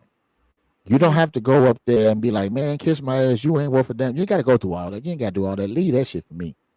But if there's something going on in your town, uh, whether it be if you're in Jackson, Mississippi, and you want to go and talk to the people about all these roads that need to be repaved, and you see that there's money that's there that's used for other stuff, and you feel like that money could be better used to repave some of those roads that are just tearing up people's cars and stuff like that, you can go there and voice that without being ugly as I'm gonna be, right?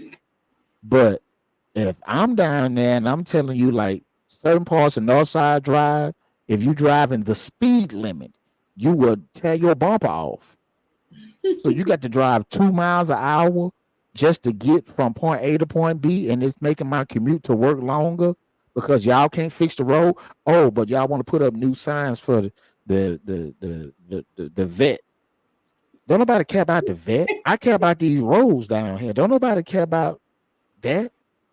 Y'all got all this money from the tourism. Come on now, y'all got all this money from the tourism from when Dion was there for 3 years. You mean to tell me, in the money that y'all collected for those 3 years, we can't get fortification fixed?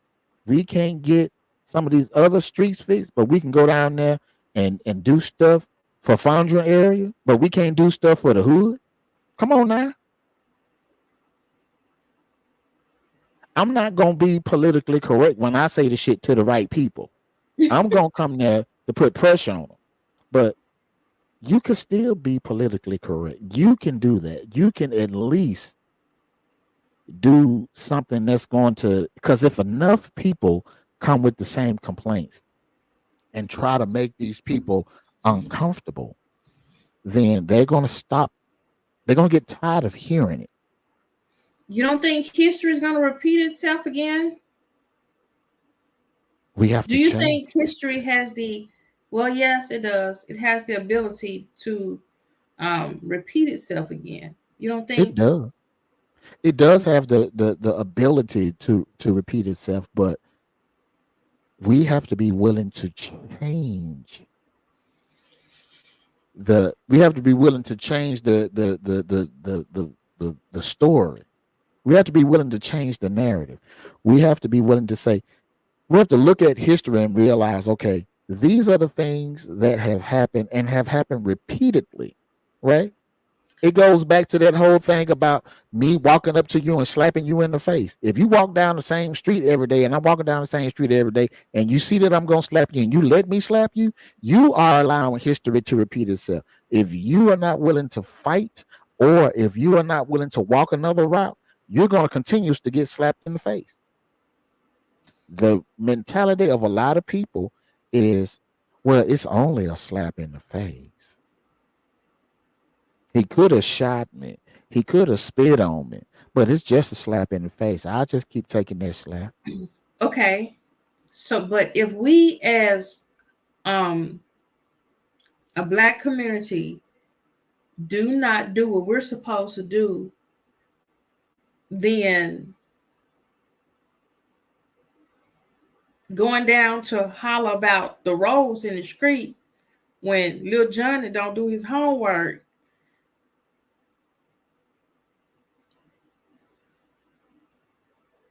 we have to keep it what's the word? You know, the thing about it We though can fuss is, about this, but what about this over here? What about this over here? And what about this over here?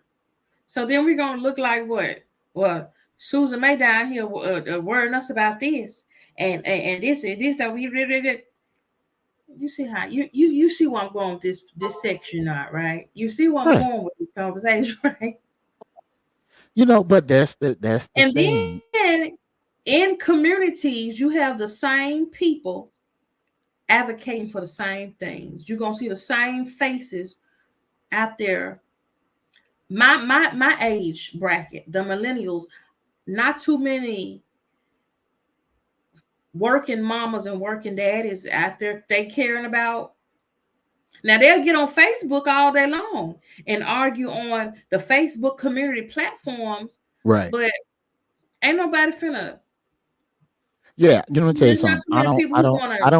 I don't, and I mean this with my whole entire chest. I don't give two fucks about social media activists. I don't. I don't give a fuck about them. You know what I mean? If Right. these people are not willing, if these people are not willing to put their boots on and go and do what needs to be done, your ability to use your thumbs on Is your phone and is post no, something don't mean two shits to me. Right no. now, I'm finna ruffle a little feathers right quick for some of the people, right? But it is what it is, right? So Okay. at one point in time, maybe 10, 15 years ago, there was this big scandal that was going on with Mississippi Delta Community College. There was a scandal that was going on about the board at MDCC.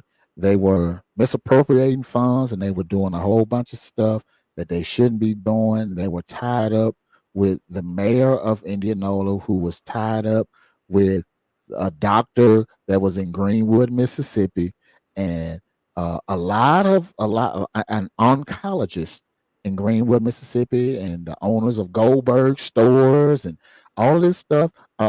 And when all of this stuff came out, I was living in Decatur, Georgia.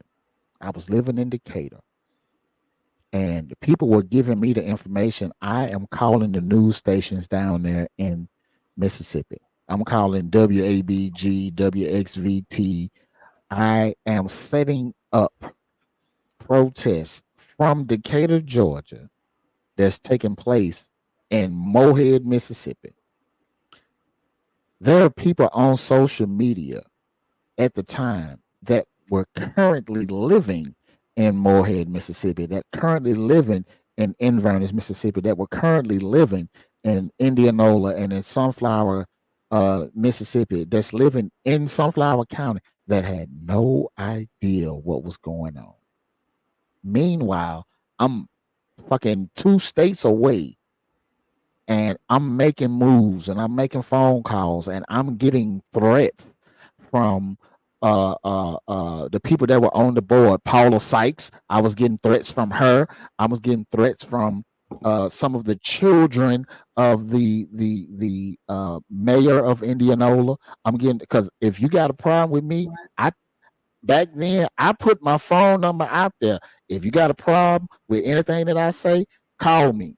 I'm getting threats from people on the school board. I'm getting threats from the children of the mayor.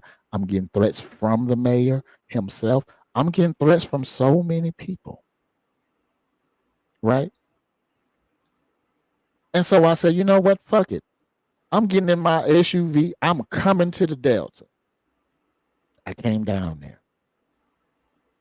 I had these people, and I kept the receipts. I kept the emails. I kept the voicemails. I recorded those phone calls, and I kept them. And I'm showing the people of the Delta, this is how these people are talking to me when I'm trying to help y'all. And so I show up in Mohead and I go to MDCC. And when I show up and everybody say, yeah, I'm gonna be there. I'm gonna be there. I'm gonna be there. When I show up there, I was by my damn self. But that didn't stop me from going up there and saying what I had to say, even if what I had to say was against one of my own family members because she was on the fucking board, Wow. right? Wow. So when I tell you that when it comes to small town politics, I don't give a fuck about anybody who's a social media activist. Because at this point, all you are is an unpaid reporter. Because that's all you're doing. You're reporting on what's going on. You're reporting your opinions. But when it comes time to put in work, when it comes time for action, your ass disappear. Some of people disappear for the right reasons, right? Yeah. I can't rightfully expect some people who are working for MDCC to come to a protest at MDCC to get rid of the school board at MDCC. You got to make your money, baby. You got to pay your bills. You got to take care of your children. So I don't expect you to see that. I don't expect to see you there. It's niggas down there unemployed, don't have nothing to lose, and didn't show up. Let me say that one more time. It's niggas down there unemployed, don't have nothing to lose, but told me, yeah, when you come down there, Fish, when you come down there, Zoe, I'm going to be right there with you. It was me. It was me. It was this news reporter, Lord, I can't remember her name. It's a white lady. She's a real nice lady. This white lady from WABG, she don't even work there no more.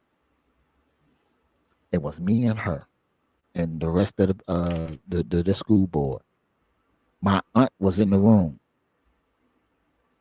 And if I am going to sit there and talk about this person and bring proof that this person threatened me and that this person said this and that this person said that, and if I'm willing to say in front of my auntie, in front of all these other people, that the only reason that you got hired because you are a nigga that they can control, why can't some of y'all say that? Why can't some of y'all do that? Why can't some of y'all that are there? Again, I understand with certain people can't say certain stuff because they have a job that they can't afford to lose. And I don't want them people to lose their job because they got to take care of their family. They got to take care of their kids. They got to do that. They got to do that.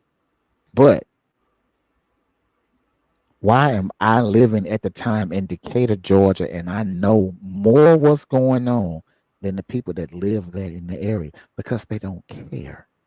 Right. Like when I'm on Facebook and I try to follow the different pages. You know, for example, Clarksdale has a lot of different Facebook pages. I was Right. like, and it's funny that sometimes some of the same information is shared on all of the pages. And I'm like, if we're talking about community unity, why are there so many pages? I was like, I guess they get mad. So somebody got to control this page. Somebody got to control this page. But the same information is primarily on all of the pages, right? Right. On those pages, I noticed that most of the people who expresses their concern and their opinion are from out of town. There are people who have roots in Clarksdale, but they have moved out of town, and they do know more about what's going on in the Right. community than what's actually going on in the community. And I guess because people here, in the community, they was like, oh, they don't matter. Oh, that don't But matter. and to me, it's not that. hmm, It's not that they don't matter. I do understand there's a very weird line that we have to look at, right? Mm-hmm. And I guess if there's a line, I am a habitual line stepper. I'm always gonna step over the line. I'm always gonna put myself in an uncomfortable position, right? Mm-hmm. But for those people that live in Clarksdale, for those people that live in any small town in the Mississippi Delta, some of those people, again, they are afraid of any ramifications for the words that come out of their mouth, right? They're afraid that if they speak out, then something could happen to them or someone that they care about. And I get that, right? But we cannot have change if everybody is afraid to speak. We cannot have change if everybody is scared, is afraid to make the changes that are necessary, right? Someone has to be, and uh, I'm being very careful now, but someone has to be the metaphorical martyr in these situations. Somebody got to take the fall, right? Now, For me, I don't mind being that cat. I don't mind being that cat for my people. But I also need my people to understand that I'm not going to continuously fight for you when I need you, you disappear on me. You'll be all on Facebook and be all on in my DMs giving me all of the information and telling me that Mm. this person ain't shit and that person ain't worth a damn and all this. But have you told that person that? Have you Oh reached no. out to Guess, have no, you guess what reached we're gonna do? out to We Paula Sykes and told her that she wasn't worth a damn? Have you reached out to Charles Motley and told him he ain't worth two goddamn nickels rubbed together? no. Have you done those things? We No. hold each other by the ankles and they hold each other by the wrist. No. Hello. Hello. Hello. Hello. No, they're You know what not I'm gonna saying? do that. So No. for me, it's like for me is again, I have no problem saying what needs to be said. They have a problem saying what needs to be said for one of two reasons. Either they are fearful for retaliation or they are afraid of change. We And I believe how most of them are afraid of change. you know, let me tell you, this is a story. My grandmother, oh, I love her so much and I always miss her. She told me um two great things in my life. Um this year I planned my last family reunion. I planned my last family reunion. I dedicated like 15 of my years of my life on doing family history research. I've been this big family organizer lady, right? And before she just died, she said, Monica, hurry up and get done with this family reunion stuff before you get your feelings hurt. Hmm. Now I was like, what is she talking about? I'm just trying to get people together. I'm just trying to get all the family members together. Everybody come on, sing kumbaya. Okay. So this last family reunion, it just was on my heart. So like, I gotta do this. I gotta do this family reunion, right? I kept trying to, now she gone now, but I kept trying to do it. But this last family reunion, man, it was the big whopper. And I understand why she said, Monica, hurry up and get done before you get your feelings hurt. Mm. I didn't understand what she was saying, but shit, I Right. bet you I got it now. Right. I Hello. bet you I got it now. And then she also said, she said, I was the type of person who I would always want to speak up.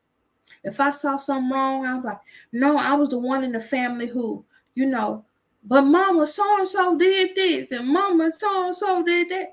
And she always used to say, Monica, don't say nothing. Don't say nothing. Don't say nothing. And one day I said, Mama, why you always say don't say nothing? Because I called her mama too.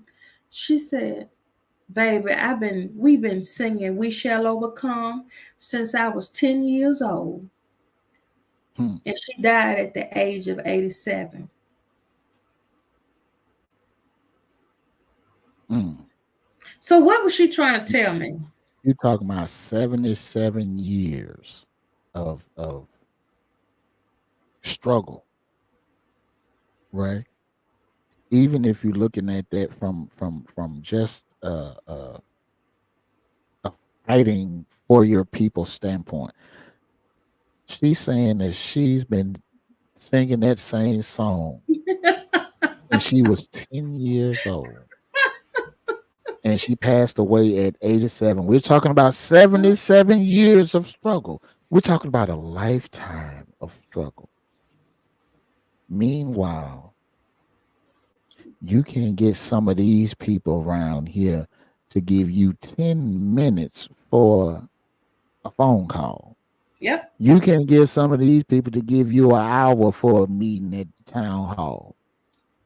You can't get these folks to give you a week of coming to volunteer at the school.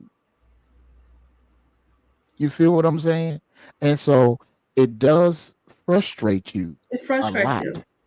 It Yeah. frustrates you a lot when you see that there are people who have spent the totality of their lifetime Yeah. struggling and fighting. Yeah. And And I'm gonna make you laugh some for of a minute. us are still fighting the same fight. And I'm gonna make you laugh. Rosa Parks was tired that day. She didn't feel like moving. Some Yeah, days you she was just just be tired. tired. And Yeah, she her sat damn down. feet were hurt. She didn't want to get up. She Her was damn feet were tired. hurt. She was tired. She was tired. She was like, look, I don't feel like moving. Yeah, yeah, Sometimes, listen, Kevin. Sometimes you just simply gotta sit yo. You got to sit down. And you yeah, when sometimes when you have a seat, sometimes when you simply just nicely have a nice little seat, that will get more people attention than talking. yeah. But see, Sometimes it it'll it depends on where you're sitting too. It depends on where you're sitting. Sometimes, if they're having these school board meetings and these city hall meetings, you ain't got to say nothing. mm-mm, Your presence alone at the meeting is enough because it mm-mm, shows that you care because you showed up. So if you mm-mm, go to that meeting and even if you sitting in the back, there's standing room only, and you don't say nothing, it shows that you care. However, if you sitting your ass at home when that meeting is going on, that seat don't mean a damn thing.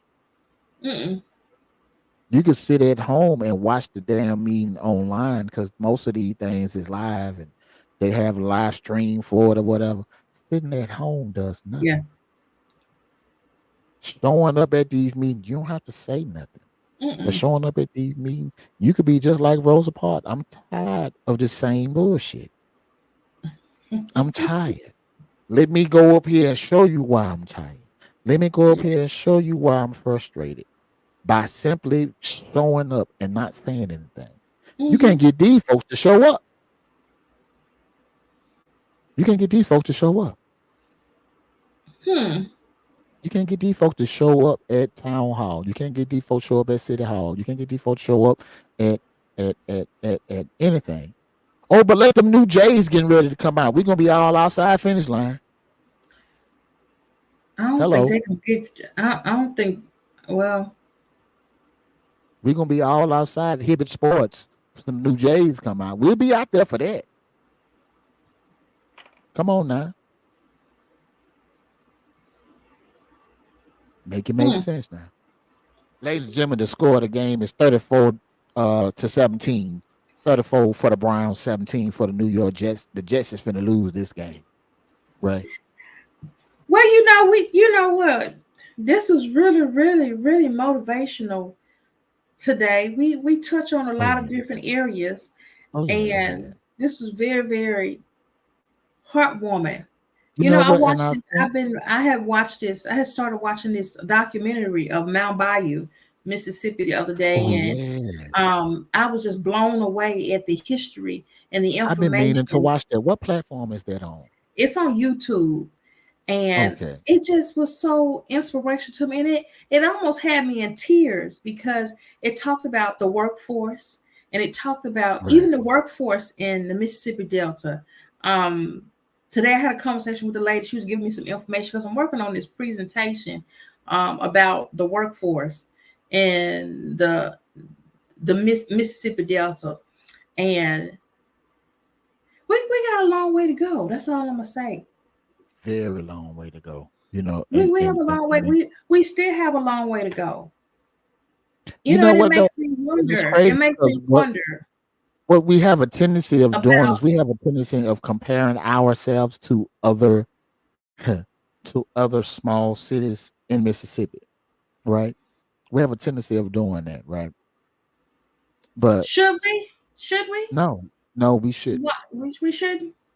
No, if you simply look at the demographics, right? If you look at the fact that, let's just say that Clarksdale has 30,000 people, right? Okay. You take any other 30,000, any other city that has 30,000 people outside of the state of Mississippi, and you see where they are educationally, you see where they are at, with their economics. You see where they are in every politically. See where they are in every other area, right? Mm-hmm. Stop comparing Clarksdale to Indianola because Indianola is in the same spot as Clarksdale. Indianola's in the same spot as Greenville, as Greenwood, as Isola, as Yazoo City, as Rodale, as Rolling Fork. We're in the same spot. Ain't none of us got shit. Ain't none of us got shit. But you look at some of these other places that have very similar demographics, very similar population in some of these other states, and you look at how they are doing, and you see that they are leaps and bounds. They are decades uh, from a technological standpoint. They are decades ahead of us. Wow. Though that's who we need to be comparing ourselves to, right? Well, I mean, if you really sit down and think about it, Clarksdale and Indianola and Itabena and all these other places, right? All of these places just are a bucket of shit. We got different types of shit in our bucket, but it's still shit. You can't compare shit to shit. You know what I'm saying? And people, it hurt. It hurt to hear that analysis. It hurt, don't it? It hurts to hear that analysis because there are some good things in Indianola. There's some great things in Clarksdale. There's some great things in Yazoo City. But if you're looking at the Mississippi Delta compared to the rest of the United States of America, we are the rectum of America. We are shit. And we But have to stop comparing ourselves to other places that are shit. wait a minute. Okay. Let's go back to the beginning of the conversation. Didn't All I right. tell you? I'm not gonna just let you sit up here and talk about the Mississippi Delta like that. Because let me tell you what I told you. Didn't I tell you in the beginning of the conversation that the Mississippi Delta has what? Money. We got Yes. money people. We got people who are talented. Kingfish, Nate Dogg, Jim Right. Henson was from what was it, Greenville? We Lee. have who else came from? We have talent, we have skillful people, we have people who have touched all over the world. Right. We have we have many football players who have come from the Right. Delta, the Mississippi Delta. So when I say we got money, we got people with skills. And guess what? Mm-hmm. When you have no money, you have people. Right. Okay. Even with all that being said, you got money, you got people, right?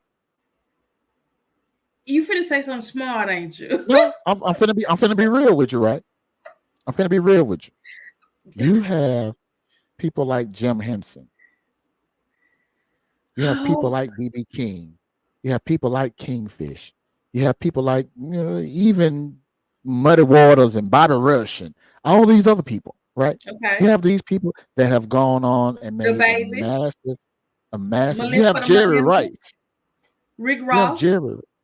Yeah, you got Rick Ross. You got all these people that have made all these wonderful amounts of money and stuff like that, and they come back and they give to their community, right? Okay. But you know what happens? They There's had to almost go away. there's almost always, even if they go away, like Jerry Rice probably hasn't been on the campus of Mississippi Valley in a very long time. But you always have these people that write these big checks to go to these small cities. And you know what happens? There's always a misappropriation of funds. There's almost always a misappropriation of funds, right?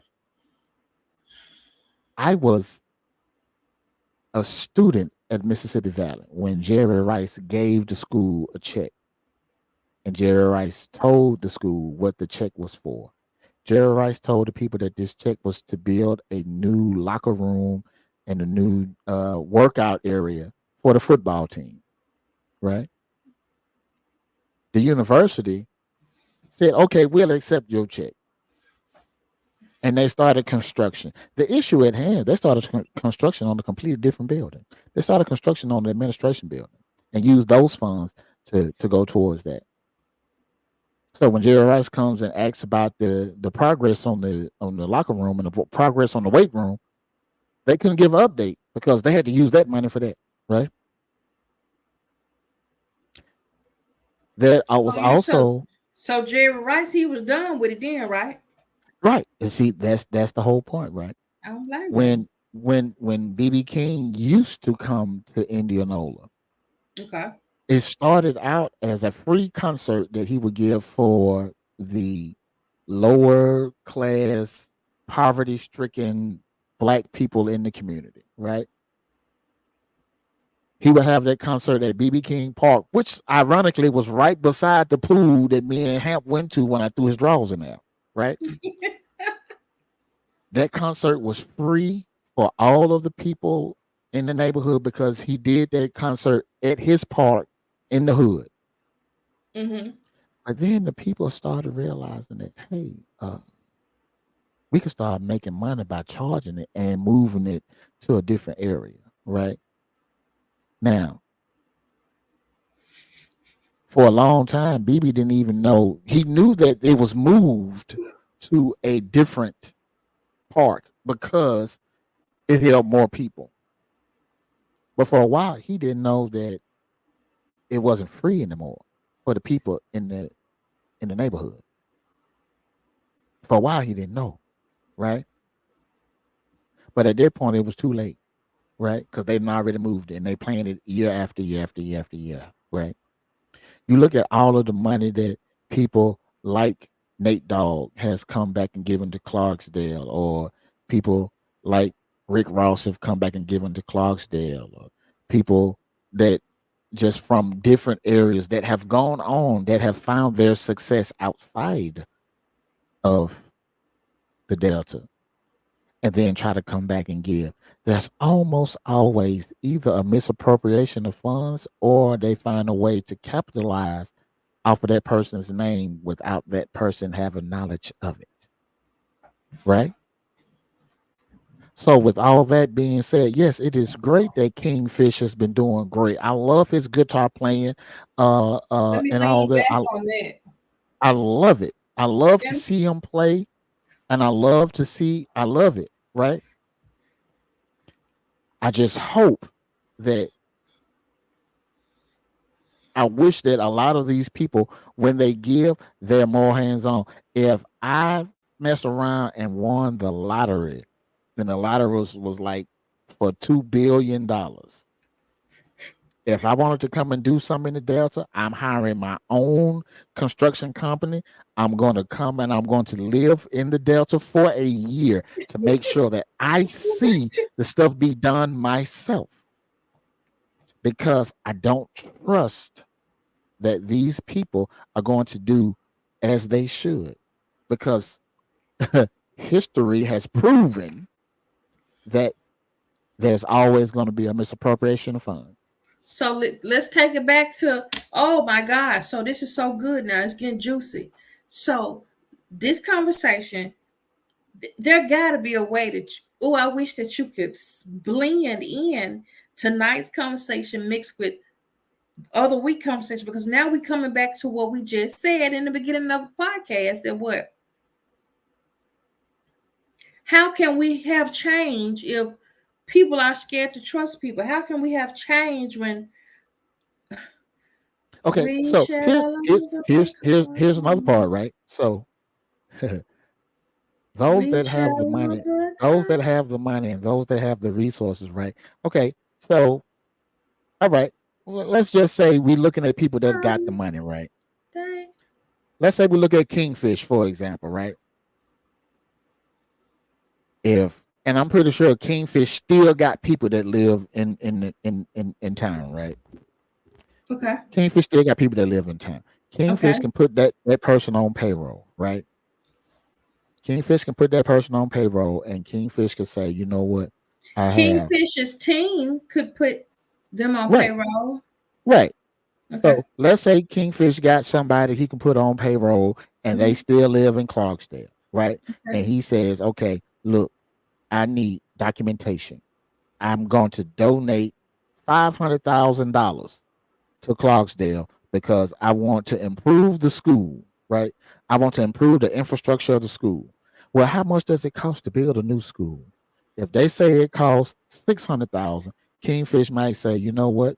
Let's go ahead on and make it happen. We're gonna rebuild the school on my dime, but I want to bring my own construction crew.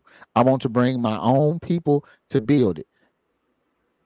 The whatever school district name is in Clarksdale might be the Kahoma County School District.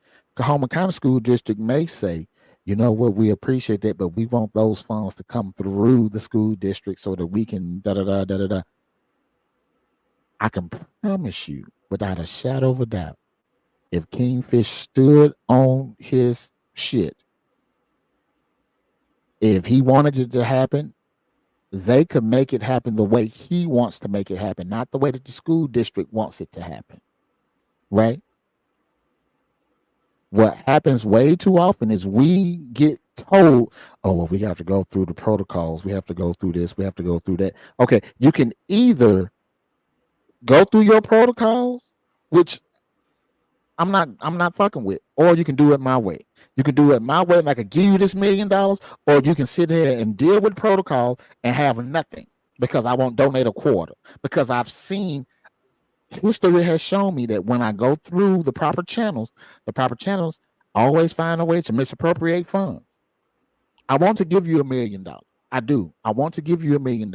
But history has shown me that when I donate $1 million, $500,000 gets spent and 500,000 disappear. Right? You know I ain't lying. Right? History has shown So do you when think that's why nobody wants to come back and pour into the town? absolutely, absolutely. No one, I mean, but if you sit down and really think about it, if you was donating money and you didn't see any product from your donation, are you going to keep donating? No, No. you're not going to keep donating. I would try to get it done myself. I'm like with you. And that's my whole point. I would try to That's my find whole point. If you I know, had Kingfish money, if I had BB King money, if I had these Rick Ross money, if I had these that kind of money, I would rent a home in that city, and I would live in that home from the time that project started to the time that it stopped.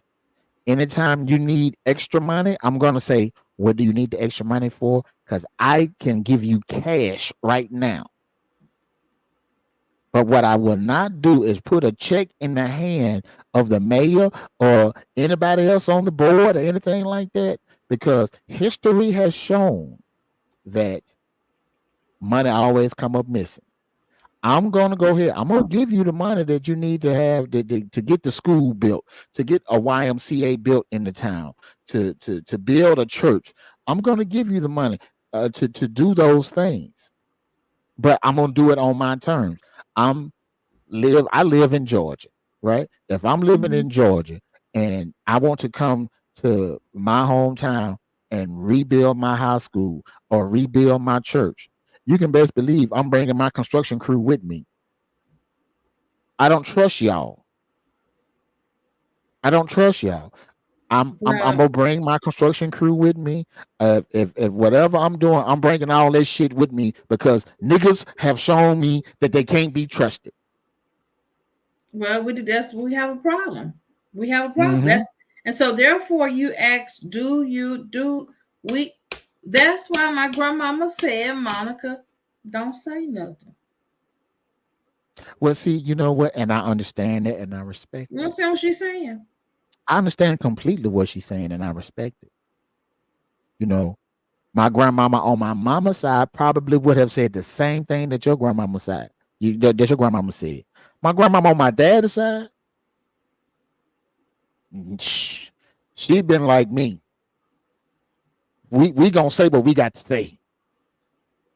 We gonna do what we got to do, and if we have to do it ourselves, we gonna do it ourselves because again, history. You're talking about history. If history is shown Exactly. itself, it's just like being with. It's just like when you are in a relationship with somebody, and this person has shown you over and over again that they have been repeatedly uh, abusive, be it physically abusive, verbally abusive, emotionally abusive. If they continue to show you this behavior and you continue to stay in that relationship, then whose fault is it that it keeps happening? Initially, it's his fault. But if you, Monica, continue to stay in that situation, then you are to blame as well because you allow it to happen. This man is not going to do anything to you that you don't allow him to do. The citizens of these communities have to realize that these politicians that they put in office, they're only going to do what you allow them to do. If you allow them to continue to misappropriate funds, if you allow them to continue to look over the disenfranchised people and give those funds to the people that don't necessarily need it, if you allow those people to continue to do wrong by those that they put in office, they're going to keep doing it. They're going to keep shitting on they're gonna keep shitting on the people, and the people have gotten to the point where they used to being shitted on. You know what I'm saying? If you put if you have a dog and this dog used the bathroom, or better yet, let's not even use the shit analogy. Let's just say that the dog is dirty, right? The dog haven't had a bath, and the first time that you smell it, the dog is like, "Oh, it smells like dog in here." But you don't do nothing about it. After Mhm. about a month, you don't even smell it because you become nose blind to it. You've become nose blind to it. You don't smell that your dog is stinking up your whole house no more.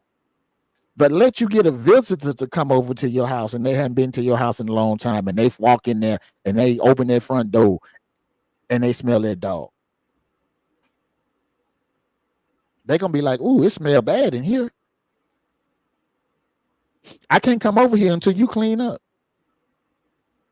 We have to make sure that we understand that these people that are continuously doing things in our community, these aldermen, councilmen, the mayors, if these people are continuously having that old dog smell in your community, it's simply because you have become nose blind to the shit that they've been putting down your throats for the past 4, 8, 16, 32, 64 years. The names change, the faces change, but the policies are the same. The policies are the same. Some of these people that are in office now are carrying on things that politicians have been doing for years. We have to be ready and willing for change. Some of us are not willing to change. We're not ready for change because we're not ready, as you said, we're not ready to be uncomfortable. Mm. When you go Okay. buy a brand new pair of shoes, and you, especially with you being a woman, right? Mhm. Women love a good pair of heels, right? Mhm. But when you go buy a brand new pair of heels, you got to break them shits in, right? When that breaking in of the heel process, sometimes it ain't comfortable, but Yeah. once they get broken in good, then become your favorite pair of shoes. But then let's just say that heel breaks on it. After about 4 years, the heel breaks on the shoe, and it's time to buy another Mhm. pair. Now you got to go buy another pair. Now you got to break them in, but you like, ooh, I don't want to have to break these in because I remember how much. Let me just go take this shoe and put some super glue on or some gorilla glue on that heel so I can fix it because I don't want to buy a new pair. I don't want to have to break in another pair of shoes. We don't. We want what look good. We want what feels good, but we don't want to do it because it's gonna make us uncomfortable. Sometimes we have to go through that uncomfortable phase to get where we want to be. And the issue for a lot of us in the black community in the Mississippi Delta is we don't want uncomfortable. We don't want to be uncomfortable. We don't want to have to face that discomfort.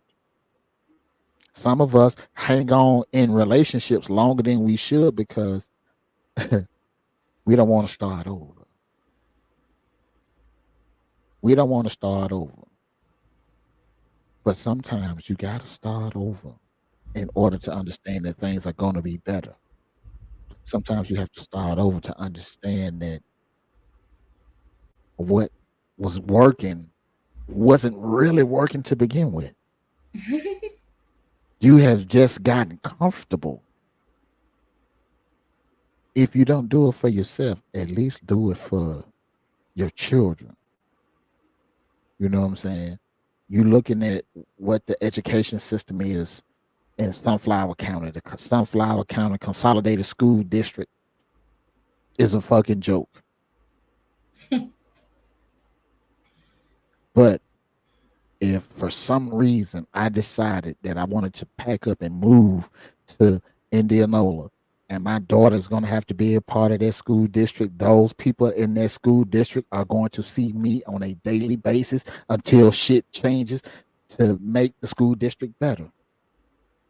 But you have people that have children that are in the 12th grade that have been a part of the Sunflower County Consolidated School District since their child was in kindergarten. And those people at the school district don't even know who those parents are, have never seen those parents. Those parents haven't made phone calls. They haven't come up there. They haven't gone to the offices. They haven't done anything. Oh, you better believe they're gonna see me because the people here in Newton County, in Georgia, they see me on a regular. The principal at the school, he get cussed out once a week because I don't have my shirt on. My shirt, this shirt is Death Row shirt, but I have another shirt. My shirt say I might fuck up and down, but I do not fuck around. I don't fuck around with a whole lot of shit. You got to know that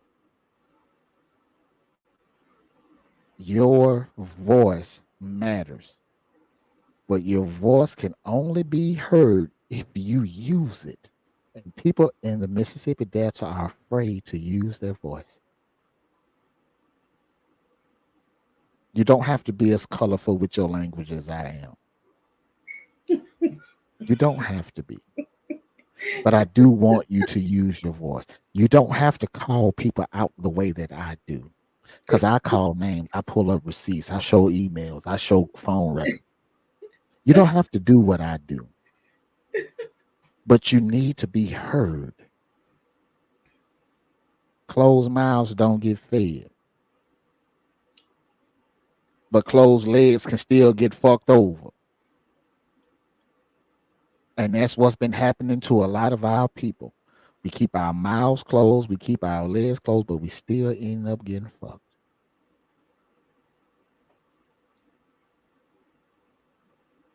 And that's the truth. That's it. We can't be afraid to speak our mind. Again, I don't expect people to be as blunt as I am. But let me say this: if you're an outspoken woman, black woman, you get labeled as being difficult. Oh yes, yes, You get Lord. labeled as Yes, crazy. Lord. Yes, You get Lord. labeled as angry black Mm-hmm. woman. Just because you may say ask a question, you can ask a question. And Mm-hmm. sometimes you can even be ostracized Absolutely. because you don't go along with the program. Right. So that leads me to think about, we must forgot about our Black history persons. Madam C.J. Walker. Mm-hmm. Mm-hmm. Maxine Waters. She is one person who she, she's definitely going to say what she has to say. And she gonna reclaim her time. Oh yeah, Yeah. But here's the thing, right? Here's the thing. As a black woman that is outspoken, yes, you will be ostracized. Yes, you will be labeled. Right. But these people talked about Jesus. These people talked about a lot of people, and look at these people. They were still able to do all these great things. I don't care what they label you as. Get your message across, right? I tell my daughter this all the time. Uh, and it's weird because, like, I tell her all the time, uh, your name has 4 letters in it. Zoey. My daughter's name is Zoe. Zoey. Your name has 4 letters in it. It is not what people call you, it is what you answer to, right? They can label you whatever you want, but at the end of the day, when they finish with their name calling, they still gonna address you as Miss Monica because you're gonna know what you're talking about. You're going to have all of your ducks in a row, and when you get through proving your point, and when you get through fighting your argument, and when they lose that argument, more importantly, when you have to be the person that is responsible for hiring them, when you're responsible for the person to be the person that's going to approve these grants that these people are going to have to get, these same people that was calling you crazy are going to have to come to you for approval. These same people are going to have to come to you for a job. These same people are going to have to come to you because they need your signature on something. Their tune is gonna change. Oh, this motherfucker crazy. This motherfucker da da da da. And then a couple of weeks later, Miss Monica, can I get you to sign this for me because I need your approval on this? Because it says that you. So don't worry about what they say. Don't worry about what they label you as. You know what I mean? I wouldn't concern myself with it, but I will agree that women that talk, that speak their mind, that especially if you speak the way that I do sometimes, you're going to get labeled very, very, very differently than other people. Even, you look at Betty Shabazz, the way that she was labeled, especially after Malcolm X passed away. Well, I ain't going to say passed away because Malcolm X was assassinated. Look at the way that they ostracized her. Look at the way that they talked about her. You know what I mean? You can still get your point across. You can still be poised, but you can still be firm. yeah, You can still do those things. I would not let their opinions distract me from my message. You know what I mean? And it's I there's a rapper that I listen to all the time. He is not a good example to use. Let me just say that for the record, right? Because he raps about pimping and all this other stuff, but from time to time he drops little gems, right?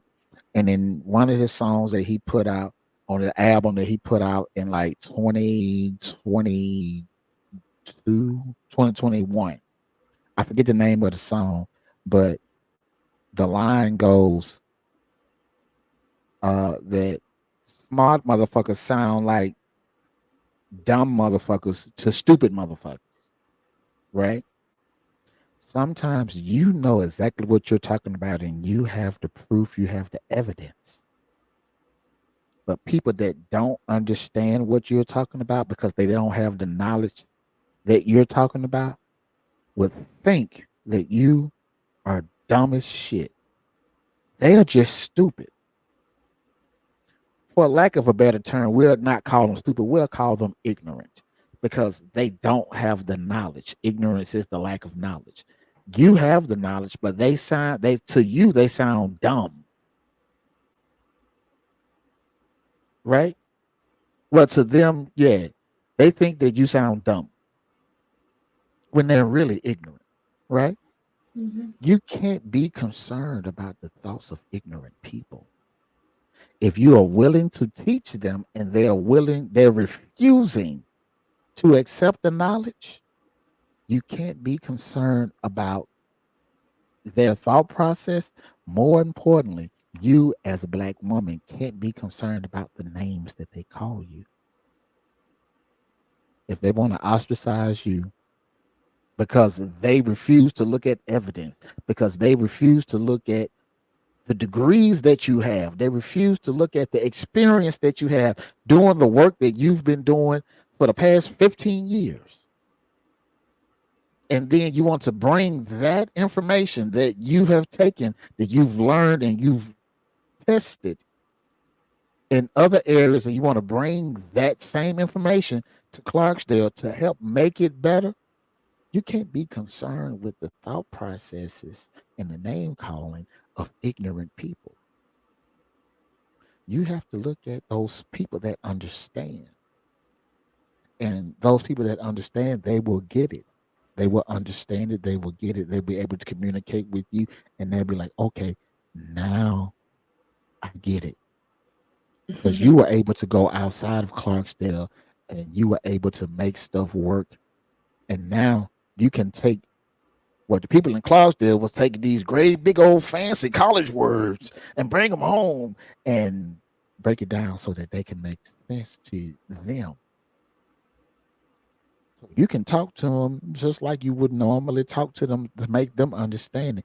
But when it comes time for you to go sit in front of these people so that they could have a better understanding of what's going on, you can communicate their street knowledge, their street level talking to the people that are going to be approving the grants, people that are going to essentially give the grants to you so that you can take those grants and apply them to the community, so that you can take those grants and you can apply them to the schools, to the churches, to these neighborhoods, to the political offices that you have to go through those portals to get streets fixed and streets cleaned and to do everything that's needed in the community.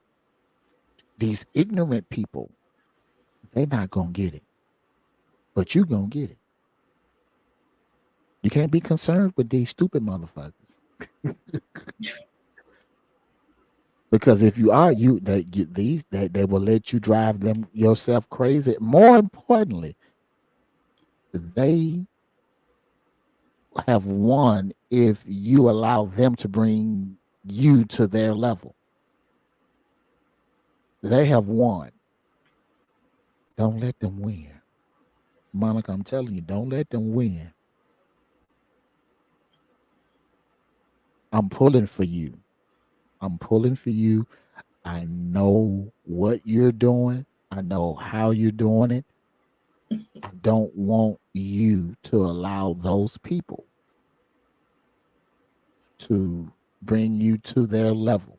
Because once you get down to their level, you got to work even harder to get back to where you were before you can start the elevation process to bring Kahoma County up to where you want it to be. You feel me? Mm-hmm. And don't make me have to come to Clarksdale. Don't make me have to come because I go pick Big Hamp up and we come down there and shut shit down.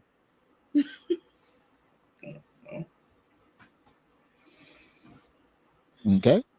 Mm-hmm. Okay. So, with all of that being said, do you have any closing remarks before we go? Um, I just would like to encourage people to self reflect. We only have what, 3 more days in the year of 2023. I want to encourage people to do some self reflection, get your last little bit of rest. People who are in the school district, you have a few days to enjoy doing nothing before you have to hit it for the second go around. Um, I just want to encourage people to be positive for 2024. Um, I want you to think positive for 2024 and be open minded. A lot of times we're closed minded to other people's ideas, other people's suggestions, other people's thinking. I just want to encourage everybody in not only the Mississippi Delta, but Mississippi, period, to welcome newness, new people. If you see somebody that doesn't look like you, say hey to them. Invite them to. Um, I went to church Sunday, and I saw some different cultures of people there, and I was so happy to see different. Different is okay Right. because different. You may not be accustomed to different, but I want to say different is fun. Different is cool to learn something different. That's what I want to challenge everybody for 2024. Do something different. Meet somebody new, do something new. Just embrace different. Wait, hold on. She said, "Do somebody new." Wait a minute. Hold on.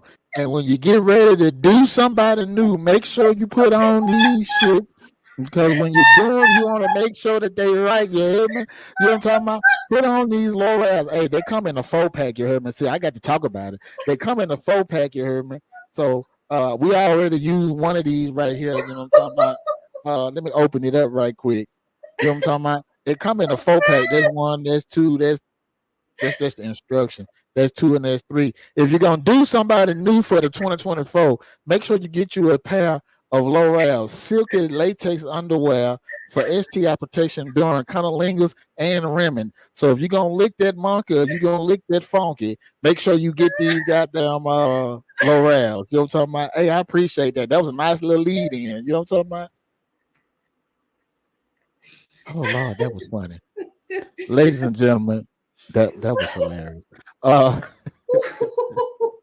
Oh my God. So I also want to let y'all know I have it going on the ticker on the bottom of the screen right now.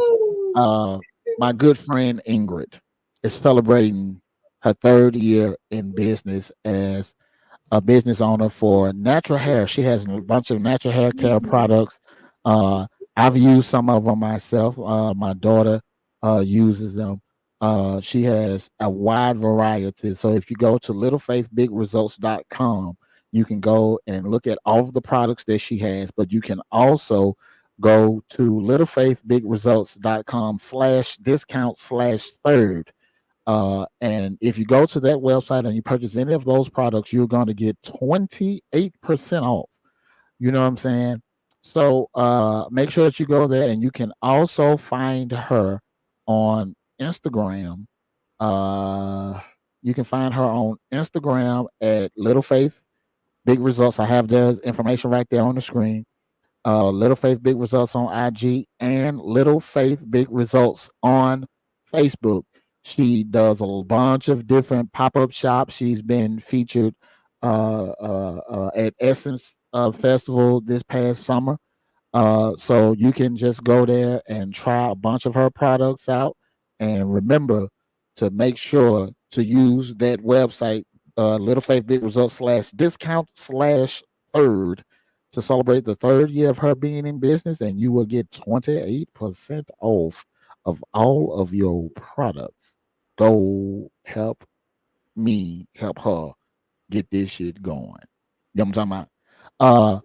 So with that being said, she's giving her closer. Make sure that you go out, do new stuff, do great things, do new things, and as she said, do new people, right? But also, I want to say, with the people that you do have in your life, the ones that you have that mean something to you, make sure that you remind them from time to time that they are important, that they are special, that they are loved, and that they are appreciated. Uh, and for those people that you have in your life that are occupying space, again, lose 600 pounds. Get rid of at least 3 people. You know what I'm saying? By the end of January, and every month, if you got to get rid of 3 people every month, get rid of people because you need to surround Yeah. yourself with nothing but positivity. And sometimes the way that positivity works is you have to get rid of negativity in order to receive positivity. You know what I Yes. mean? And so, with all of that being said, I think that I want to start, even though it is not the new year, I want to start my resolution off by talking directly to one person in particular. And the person that I want to talk to is that person right there, Monica, right? I want to tell you that even though I have not known you that long, I value you so much. I appreciate you. I see so much greatness in you, and I want the best for you. If no one has told you, uh, you are an invaluable asset to society. You are someone Thank who is you. definitely needed by those that are in your circle, and those that are in your circle have to understand that at some point your circle is going to become a corner. Circles can increase and close in diameter, but corners are only 90 degrees. You can only fit so much in 90 degrees. And the people that you have in your circle are great, but the people that are going to be in your corner are going to be even greater. You know what I Yes. mean? And I'm just hopeful that Mm. I am someone who will be a part of your circle as well as your corner. I ain't in your corner yet. I ain't known you long enough, right? But I Mm. hope to earn myself because a lot of people they just want to be Mhm. included in Yeah. stuff. I want to earn it. Yeah. You know what I mean? I want to earn it, and I just want you to know that I appreciate you, I value you, and I appreciate just you and who you are and what you stand for. And that's all I want to say to you right now. Cause I don't, cause if I keep talking, I could see your face. I don't want you to be crying on these folks' internet, right? You can't be crying on these folks' YouTube and Facebook and where else am I on? Well, I'm not I'm on not going Instagram no to more. have that. Yeah, I Yeah, appreciate you. I appreciate you giving me the opportunity to be a part of something great in the future 2024. I look forward to seeing more people from the Mississippi Delta on your podcast and even more great topics. I've had my jaws are actually hurting from laughing. So tonight I've had a really good day. Sometimes you need good laughter. You know, yeah, sometimes people think that I'm really, really serious all the time. But what people don't know is that I really like to laugh too and have a good time too. So I yeah. appreciate you for that. And sometimes we could be connected to people and we don't even know we're connected to them. Right, Sometimes we could right. be people can be attached to us and we don't even know that we're attached to people. And sometimes we can touch people and I don't even know that I have, actually inspired the people that say I inspire them. Sometimes people ain't gonna tell you. People may watch you Oh all the yeah. time, but they not gonna tell you. Oh But yeah, yeah, yeah, you have an effect on them. But thank you yeah. so much No for the problem. And opportunity. again, before we go, let me get my theme music ready so we can get ready to close the show, right? Okay. Uh, because I have to start with my theme music, right? But before we get into any of that, I just got to say it one more time that uh, if you go to Lorals.com, it's LORALS.com, you can get your protection fit for your favorite lingerie or undies. You can also wear these with the lingerie that don't have that's got the crotch cut out. You know what I'm talking about? And it fits for hip sizes 26 inches to 51 inches. So if you got no booty or mo booty, it's duty duty, when you get ready to eat that booty. You know what I'm talking about? Uh, thank y'all for listening to this show. Thank y'all for watching. Those of you that are watching on Facebook and those of you that are watching on Instagram. Those of you that will catch this replay on Apple Music, for some reason on Apple Podcasts, I should say, they're not allowing me to do live on Apple Podcasts. I only do the replay. But those of you that are listening to the replay, I appreciate you for listening. And I'm gonna try to see if we can figure out a situation where we can do me and you do something once a month because I like our energy. I like our thing. You know what I'm saying? We got something. Yeah. We got to get this in our lives at least once a month. Yeah, Uh, the Mississippi Delta people. Mississippi yeah, Delta. we got to do this once a month. And it's gonna be good because I'm gonna be able to. I can't have you on here every day, every week because Okay. I can't talk. I can't talk like I want to talk every week. Cause No. yeah, I can't Yeah. talk like I want to talk every week. We need to do one for we definitely need to do one for Valentine's Day is You know what? And that's what we're gonna do. You know what, ladies and gentlemen, you know what? This is what we're gonna do. Hold on, wait a minute. Before we go. Before we go. Oh no, it's too late now. Right. Before we go, ladies and gentlemen, we got her on the screen right now. We getting ready to close this show out. But we gonna try to find we gonna have a dating section. We gonna find you a date, right? We gonna let you text me your qualifications, or better yet, I'm gonna talk to you a little bit more, and I'll probably just come up with my own qualifications for you, right? okay. Let me pick them for you, Okay. right? Yeah. We gonna figure all that out. I'm gonna figure all that out, right? But we gonna find somebody for the Delta Bell. You know what I'm talking about? We gonna find somebody for you. You know what I'm talking about? Ooh, And we that's we gonna gonna be make you know what? That's actually gonna be very fun. Yeah, that's what we're gonna do now. It's We're gonna be gonna do fun. that. We're gonna find somebody within a certain mile radius, and they gotta go through me. They can't go through you. They gotta go through me, and they gotta pass the test.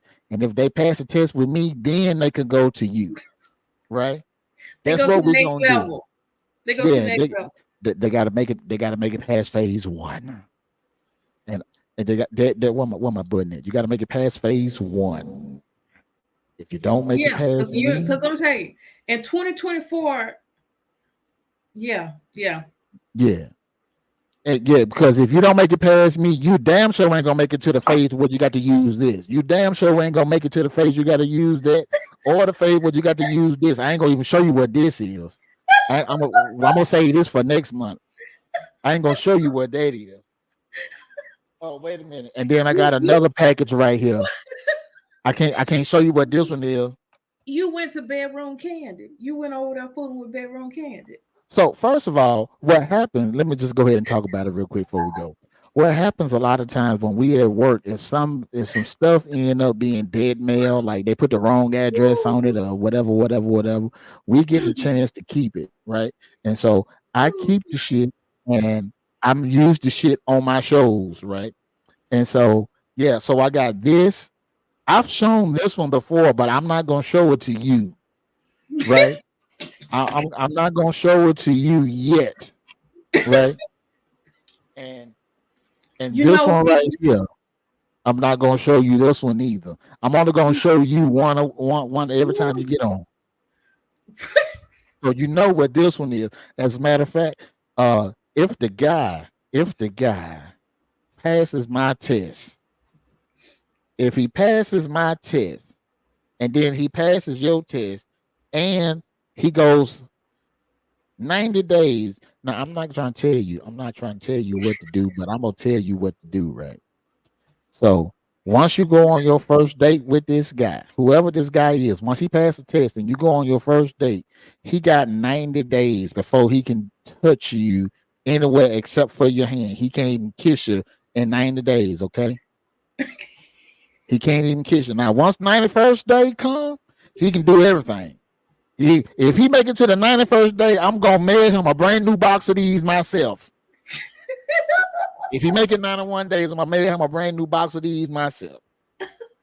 Right, ladies and gentlemen. You know what You we know need to what? do? We need to do a speed dating for the Delta. You need to come, and wouldn't it be fun? Like do some speed dating in the You know Mississippi what? We gonna Delta. set that up. We gonna set that up, and we gonna do that. We need to do a spring break. Yeah, we gonna set that up. We probably need to do it around Valentine's Day. We ain't got enough time, do it. We can make it happen. We can make it happen.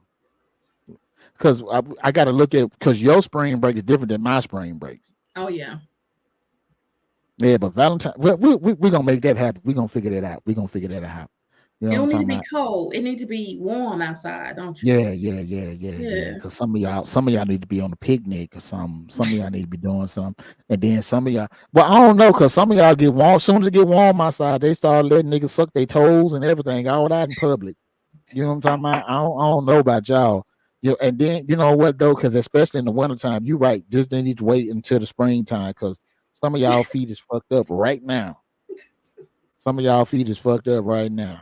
And so y'all need to wait until the springtime when y'all get your toes done so people can suck on your toes. Nobody want to suck on no ugly toes.